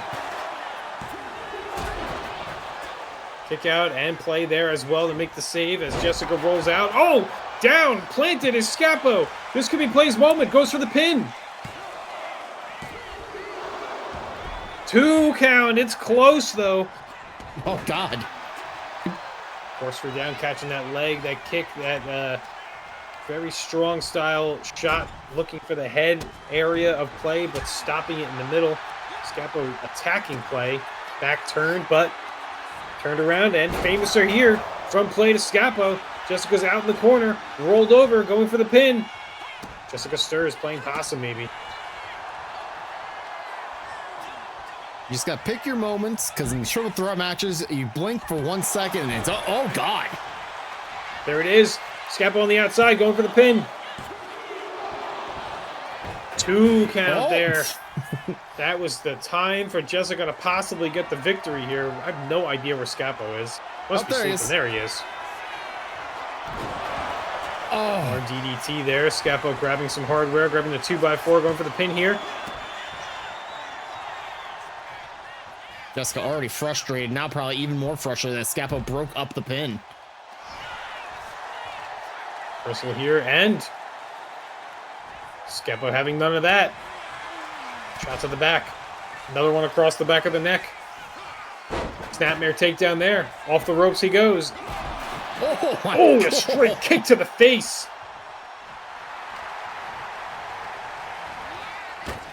Irish ripped off Jeremy. Jeremy trying to get out of there. Hurricane Rana quickly. Snapmare over into the pile of wood and nails.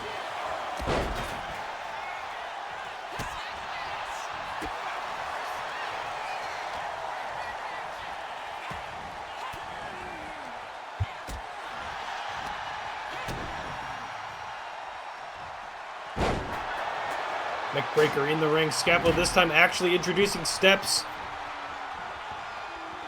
Who's going to fall victim to these? Bullied into the corner there. Scooped up and slammed onto the table as Skappo looks to go up into the corner. Jessica throwing the wrench at Skappo and hitting him in the nuts. And planted down. This could be Jessica's moment. Play is out of the ring.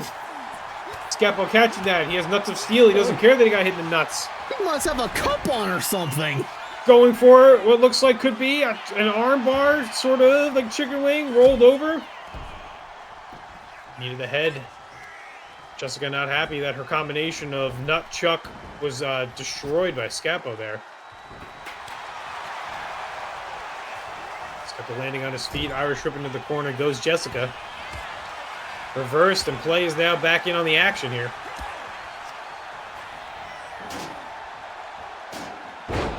Sling blade there. Skappo looking to take advantage, but missing. Getting nothing out of that one. 2x4. All the way across. Plump Play. And Play is feeling it now. Getting pinned. Skappo can't get him too. That'll do it.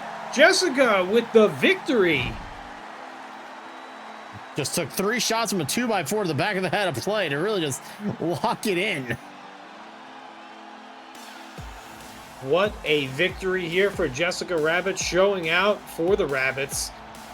Skappo just being taken advantage of while going for one person that seemed to always be attacked and never really gaining any momentum. A couple attempts from Play. You got your goop in this moment. I Swing sure blade did. attack there.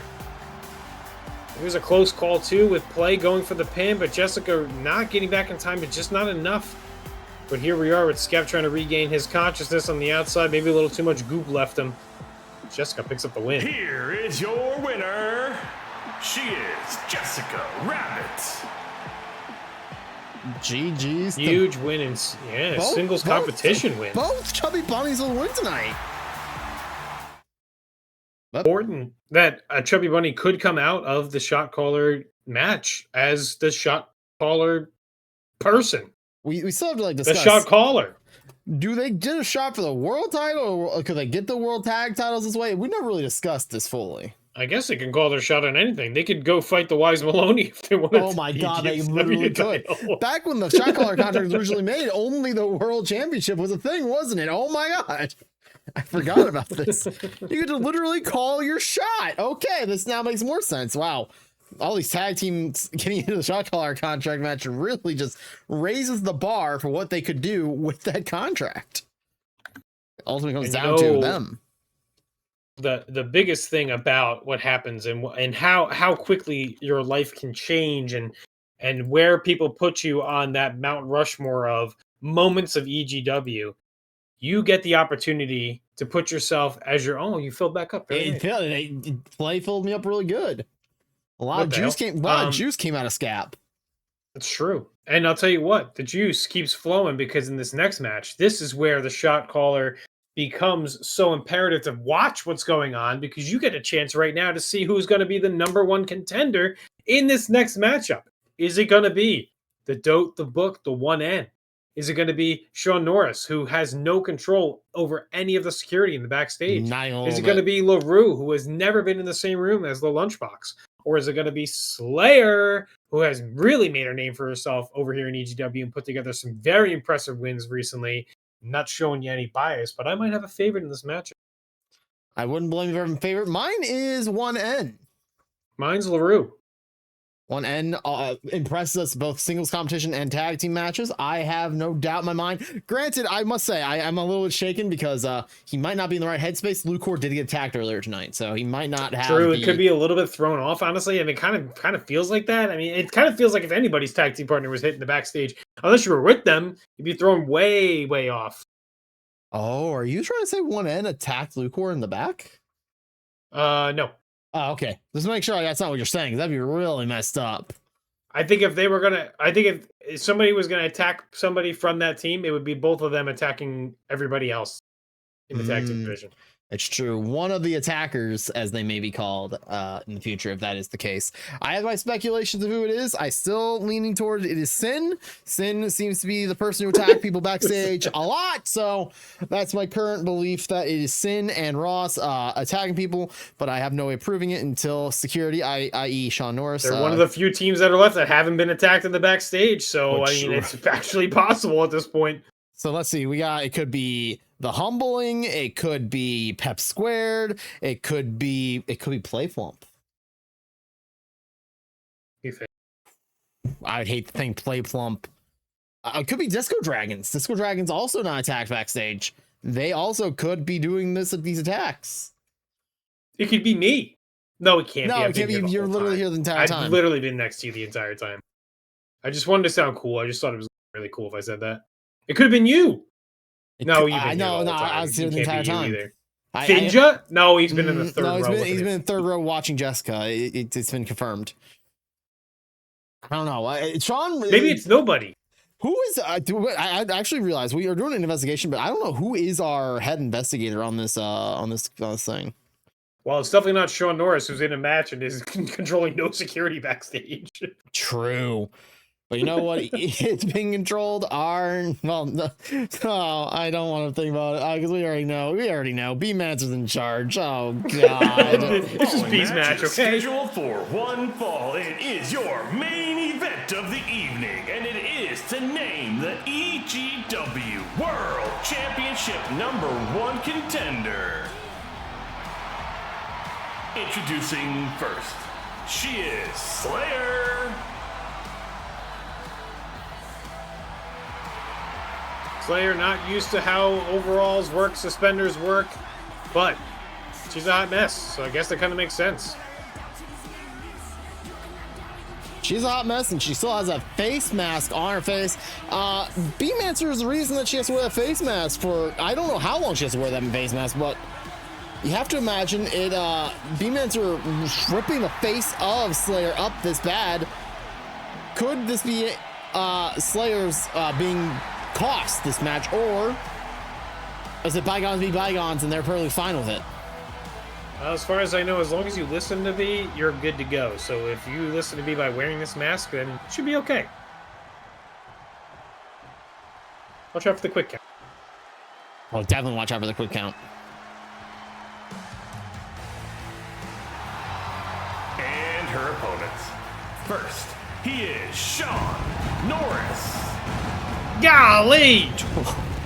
For a man who's lost to the Wise Maloney twice, he sure has a lot of pyrotechnics. Got a lot of pyrotechnics for somebody who can't control the backstage area. You know, why is he in this #1 contendership match? Because he's one of the best superstars we have here in EGW. High flying, flashy, lots of charisma, all the swag, and the ability to put on a great match no matter which one he's in. Sean is here, and hopefully to take that #1 contendership away from the other opponents here, Slayyy-er and Lahroo and 1N. And he's been in competition with all of these competitors before, so maybe it's his chance. He has had a lot of run-ins with Lahroo as of late, with being interfering in that EGMCW Championship match. So you have to know that there is a lot of bad blood there, 100%.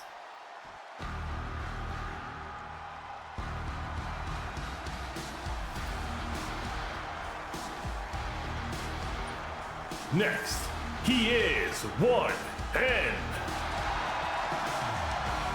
You know, we talked about it. Lukor getting attacked backstage. Lahroo is here. Dogma was here last week. Do we think Dogma's attacking everyone backstage? I mean, that's possible. I mean, listen, it's not like they're not trying to make a name for themselves anyway by interfering in some matches and just kind of trying to control the whole momentum of it. All these tag teams and anybody else possibly trying to tag up or factionize with others. Man, the tag team division in EGW is just wild and crazy. I don't know who is good, who is bad, who's a tag team, who's winning, who's losing. Why are we here? 1N maybe watching a little too much anime, doing some crazy flips and shit, but looking to take that #1 contendership spot. This would be a huge momentum boost for 1N, and hey, singles competition might be right around the corner. But you said it earlier, they could also go for the tag team champion. It's a shot for calling whatever you want to call. Call what you want and call what you be. No matter what the top of the line, it shall be. Mancer. Who wrote that? B-Mancer wrote it. Okay, perfect. That makes sense. Stand at attention, and you all must bow and be aware of the presence that is Lahroo. I don't think I will stand, actually. Thank you, though. Shh, be quiet.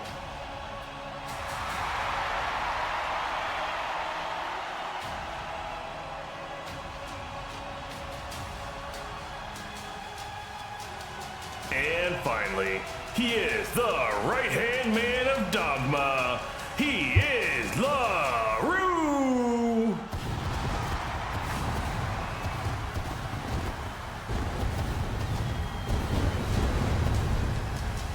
Oh my god, he still has this much pyrotechnics? Is he on MCW now? Like, why is he in this number one contenders match?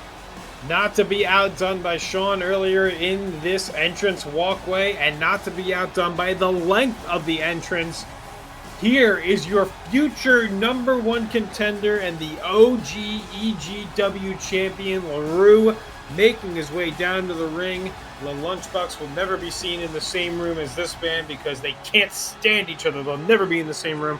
But this is the OG right here. My future champion. I'm telling you right now, Ginger, you're looking at it. You know, I'll believe that when I see it. It's on top of that, this upcoming Saturday, Lahroo has a very large match involving a very large baby, where Lahroo could either be crying like a baby or walking away yet again victorious. So he takes on the unthinkable baby in an anything goes match, which last time Lahroo was in one of those matches, all of Dogma helped him win. Maybe you should fall in line and also acknowledge you're Lahroo. I don't think I will. Put your finger up. No. Let go with the green goop. I can't. Give it back. Put your finger up. Look, put your hand up to grab this. Look, his finger's up, Lahroo. Look, he's trying to reach for this. Oh, don't worry. I got a finger up all right. Hey, that's the middle one. Yeah, it is.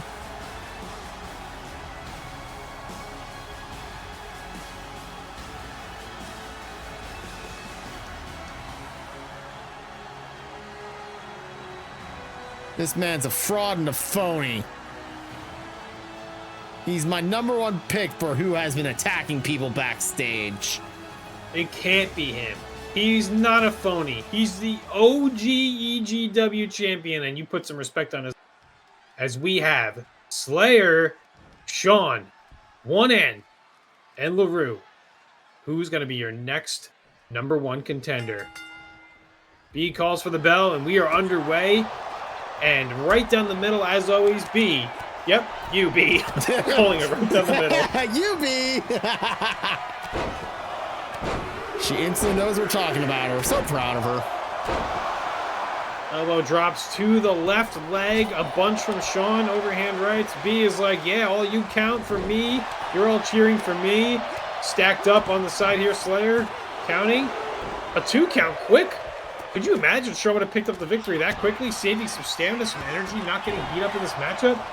It would have been impressive, and quite frankly, it would have been shorter than Lahroo's entrance.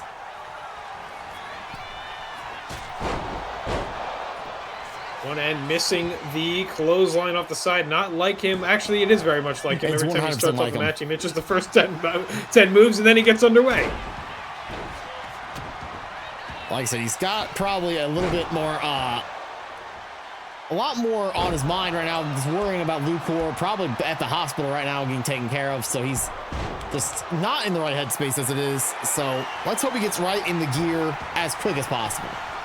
100%. We don't want any of our superstars to be out for long. We know how it is when I'm out for long. And that is not a great feeling for anybody because I'm awesome.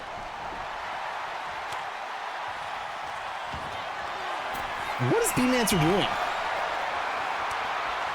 He's taking control of the situation for whatever the situation needs to be. If that's floating to the people on the outside. Oh my goodness! Tries to fly and takes on the outside. What the hell is B even trying to do? I think B was getting a little head over heels, trying to run over that side of the ring and slipped out of the ring. I think B tripped and fell. I think B might have to go to the hospital. That neck injury that she suffered back at the summer kickoff might be a little more exaggerated now. My question is, who is B going to go after now in fast count against? Why is B on the top rope? B's got to have a target now, surely. Someone was supposed to catch B and didn't happen. Lahroo with the forearm across the face there on Slayyy-er. John breaking up the pin, not having that be the end of the matchup. Oh my god, no! Flattened out. B is down in the top of the ring, trying to take care of the weapons at one end. Off the ropes and missing the mark again. Sean is taking control here against Slayyy-er. One end kind of scouting and watching, grabs that kendo stick, and off the skull it goes from Sean, and off the leg, and also hits B! Unbelievable, the amount of... I don't think B signed up for this. Well, she did not want definitely this to didn't. happen. She literally decided to be a referee to avoid any more risk to her neck. This is actually the worst case scenario for B. Unorthodox parkour style from Sean there on Lahroo. 619 in the corner there from one end as Sean tries to do that splash and that elbow and miss, but looks like B is kind of going after Slayyr, not understanding who's actually being the one to attack her. I think B did not quite with the see. kendo stick. Not a fan of these kendo sticks, trying to get rid of them out of the ring here. Well, I don't know if she's trying to get rid of it or not. No, yeah, she is. Out the ring that kendo stick goes, and B is not happy with somebody right now. Wow, nice. Looks like an STO, but reverse, and then into the pin. Caught by Sean. That could have been devastating. Sean almost cost everybody the match right there. Lahroo is going to break up the pin. The hatred Lahroo and Sean have could have easily cost Sean an opportunity along with Lahroo and one end. Since B-Mancer side is not an elimination match. Yeah, for real. B-Mancer did not want that once the end left faster. So the Superman punch there. B is back on top, ready to go. I've just never seen someone avoid the Superman punch with a literal somersault before.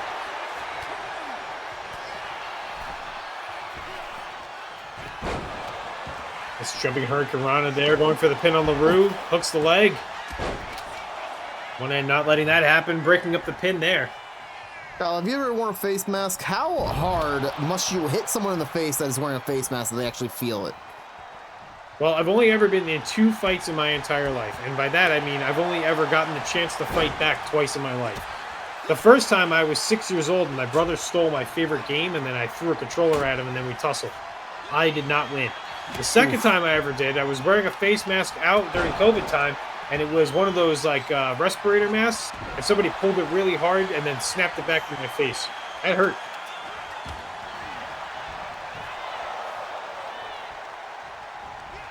It doesn't take much. Got it.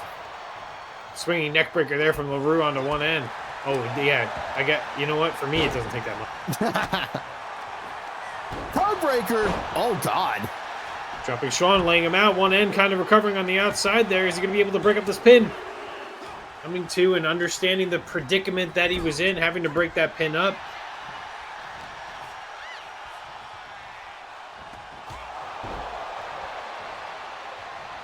To the outside, and the chair has been gained, and throwing it across and hitting Lahroo in the face.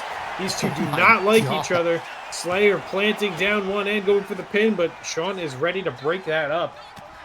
Ready to lose the opportunity to be the /1 contender just yet. Sweeping out the leg there, spinning parkour, dropping the leg down and pinning combination here. Slayyr able to kick out as once again one end and Lahroo tying up during a pin. What is going on here? They got to be more aware of their surroundings. They gotta be aware of their surroundings, not just because of the fact that they could lose the match at any moment. B literally has some of the most inconsistent quick pins and slow pins anybody's ever seen.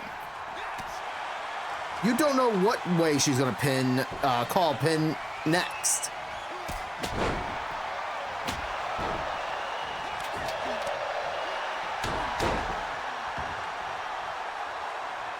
Bodies strewn out wherever they may be. Lahroo trying to regain consciousness here.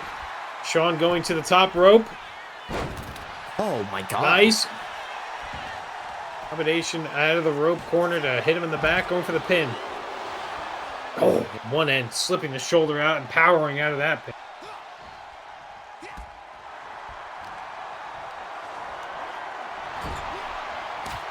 Lahroo grabbing a bat from underneath. Oh, straight to the back of one end. Trying to take out Sean and gets him over the head with the bat. Goes for the pin, but Slayyer's right there to watch. Breaks that up, one end rolls out of the ring, try to regain a bit of stability there. Rolled up there, Lahroo, he can't grab his hands behind his back. He's gonna get pinned. Ooh. When your muscles are too big, you can't get off flat back, you know? It's like a turtle. They do call him Lahroo the Turtle Ooh, after all. They do. I don't know who it is, but they do it. Somebody does somewhere. You know, they're right. Oh my god! Oh, broken kendo stick over the head of Sean. One end has Slayyy-er up on the top. Nope. Down, off she goes. DDT, drop down. Lahroo and Slayyy-er turning attention to each other. Irish whipped off the ropes. B is just here to celebrate a match that is governed by B. Oh, Superman punch and a poison Rana.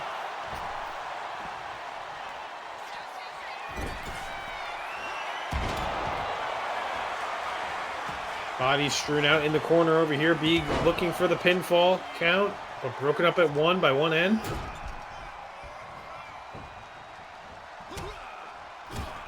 Running uppercut, elbow combination into the corner. Back he goes, 619 in the corner there.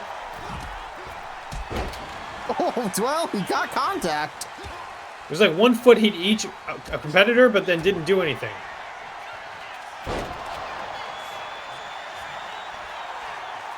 Going for the pin, but it's right in front of Lahroo, and B does not care. B was like, oh, right, I'm a referee.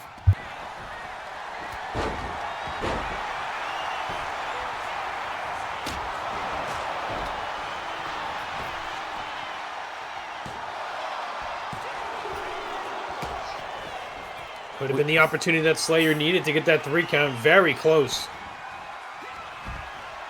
I say, but it's time to slay. Slayyy connects, and nobody else is in the ring to be able to break this up. Sean quickly, too. And able to break it up just in time.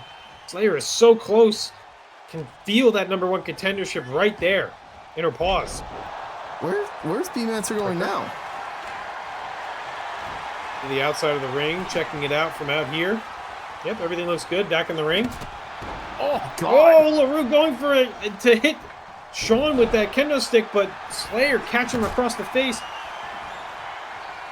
Being not happy that there's a weapon in the ring. Oh, the spear out of nowhere! Oh, God!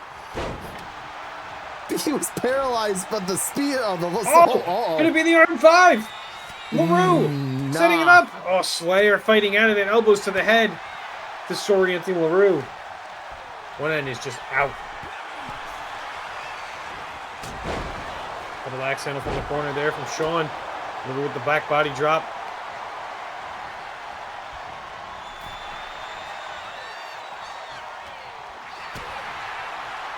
Kick to the gut by Slayyy-er.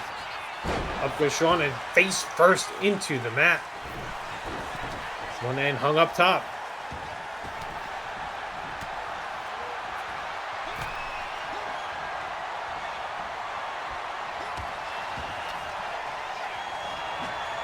Jeez.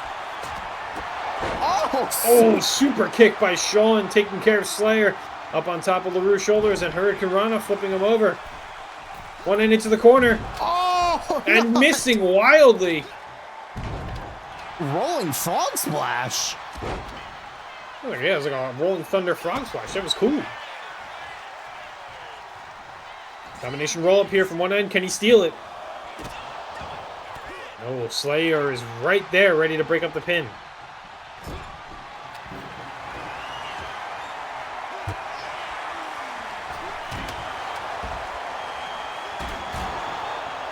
Ooh, it steps right on to Sean on the outside as Lahroo spears! One end going to set up his move! Slayyer's in the corner! Does Lahroo have it?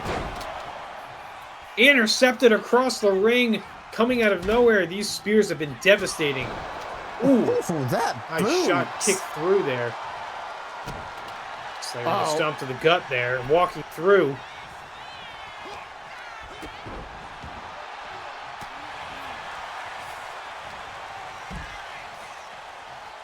That was the most vicious spear I think I've ever seen Lahroo give.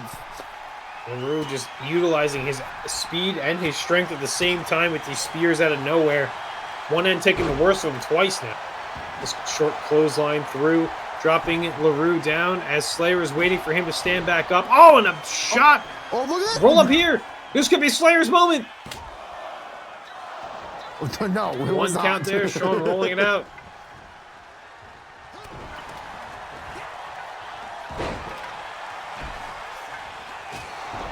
Oh, pump kick. Nice axe kick running right through. Oh, one end being pinned here by Slayyy-er. And that'll do it. Your new #1 contender is Slayyy-er Lahroo, not quick enough to get back in the ring. What a match. Superman punch and poison ranas and all kinds of high impact moves, as you can see, running into each other, big bodies in the way.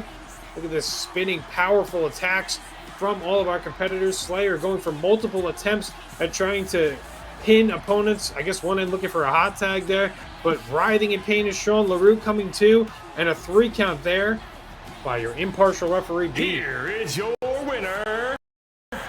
She is Slayyy-er. Slayyy-er earning this opportunity to face up against Derek for that world title at our next big event, which we'll announce here in a mere moments. What a match, what a win picked up by Slayyy-er, really making top brand name for herself, mask on and all. What an incredible show tonight. Driven up by this guy, even though he puts B as the referee in every single matchup. I mean, you got to do what she says. I mean, you got to do it. You know, there's not much you can do about it. B's doing great. B is fantastic. I think, other than that quick pin call, I think B did a very good job tonight. I think solid 7 out of 10 score tonight for B Mansour refereeing. That's pretty good. If I had to review it, I would say that I picked right like 3 times, and that makes me happy. That's good. Normally, when I bet on MCW stuff, I'm like 0 for 10, so that's good. This was a good one. Good night. Always unpredictable, but next week it should be, well, equally as unpredictable. Let's be honest here. Well, you know, because next week, couple matches we can give you guys a little hint, nudge. Here's what's happening next week. Caller Contract Qualifiers. The final 2 are happening. One of the matches is Rena, one half of the MCW World Tag Team Champions, Le Lunchbox, never been in the same room with Lahroo ever in his entire life, and the Streaming Falcon. And then on top of that, giving a lot of people one final shot. It's a last chance shot caller contract battle royal qualifier. How many people are involved?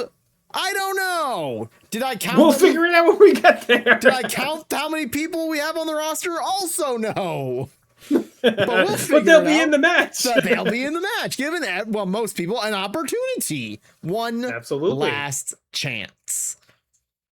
And then also next week we're gonna have a debut, the official debut of the Chaos Sisters. It will be Belle and the debut of Rochelle as they take on the likes of, I don't know yet. I haven't really thought that much far. I haven't gotten that far. So many old times. I got as far as this the debut of Rochelle, but I haven't found anybody who deserve. You know what? I'll have them face against the tag champions, Azure and Sayla. That seems like a good idea in my opinion. What a crazy idea. He writes the show, so he can say whatever he wants. We can make that happen. I feel like that's a very fair, very balanced opportunity for a good Is B going to be the referee? I don't know yet. B, would you like to be the referee of that match? Because I, you know, if you want, I can let this happen. I do have a bad feeling that we let B run that match. I have we might have some trouble. Might somehow have somehow have new tag team champions. We have a pretty big event coming up. Yeah, pretty good event coming up, which is next week. Topped in our main event for the #1 contenders of the tag team titles. It's the tag teams that haven't been attacked yet in the backstage. Fingers crossed they don't get attacked next week. Pep Squared, Play Plump, The Humbling. Well, you know, I said that, but I don't know if Guy Love is going to be available next week because they did get attacked pretty viciously. There was a lot of blood. So it might just be a triple threat tag team or contendership match now. Unless one of these tag teams could. Please don't. Please no. Please no. I kind of want at least a little bit of chaos in our main event. It's always fun that way. Oh boy, someone's getting attacked. I just cursed. I just did the announcers. I just did the commentators. Yeah, you are cursing it. Yeah, this is your fault. Yeah, you freaking jinxed it. I'm Danhausening it. Everybody's gonna get knocked down and they can't get back up again. I guess whoever gets attacked will have a little bit of understanding of who is not the attacker. I guess I still don't know. But hey, thank you guys so much for hanging out this week. Yeah. Oh, appreciate you guys. EGW every single Wednesday night. Ginger and I bring you the action created by you, everybody that has been submitting EGW superstars to be on the show. As we close in on the next big event, you guys make it all possible. Thank you so much. Thanks for all the support constantly. And, hopefully you guys still keep enjoying it as we keep going forward. We got more fun, exciting, crazy matches to come your way and more thumbtacks probably. A lot more thumbtacks are on the way. But for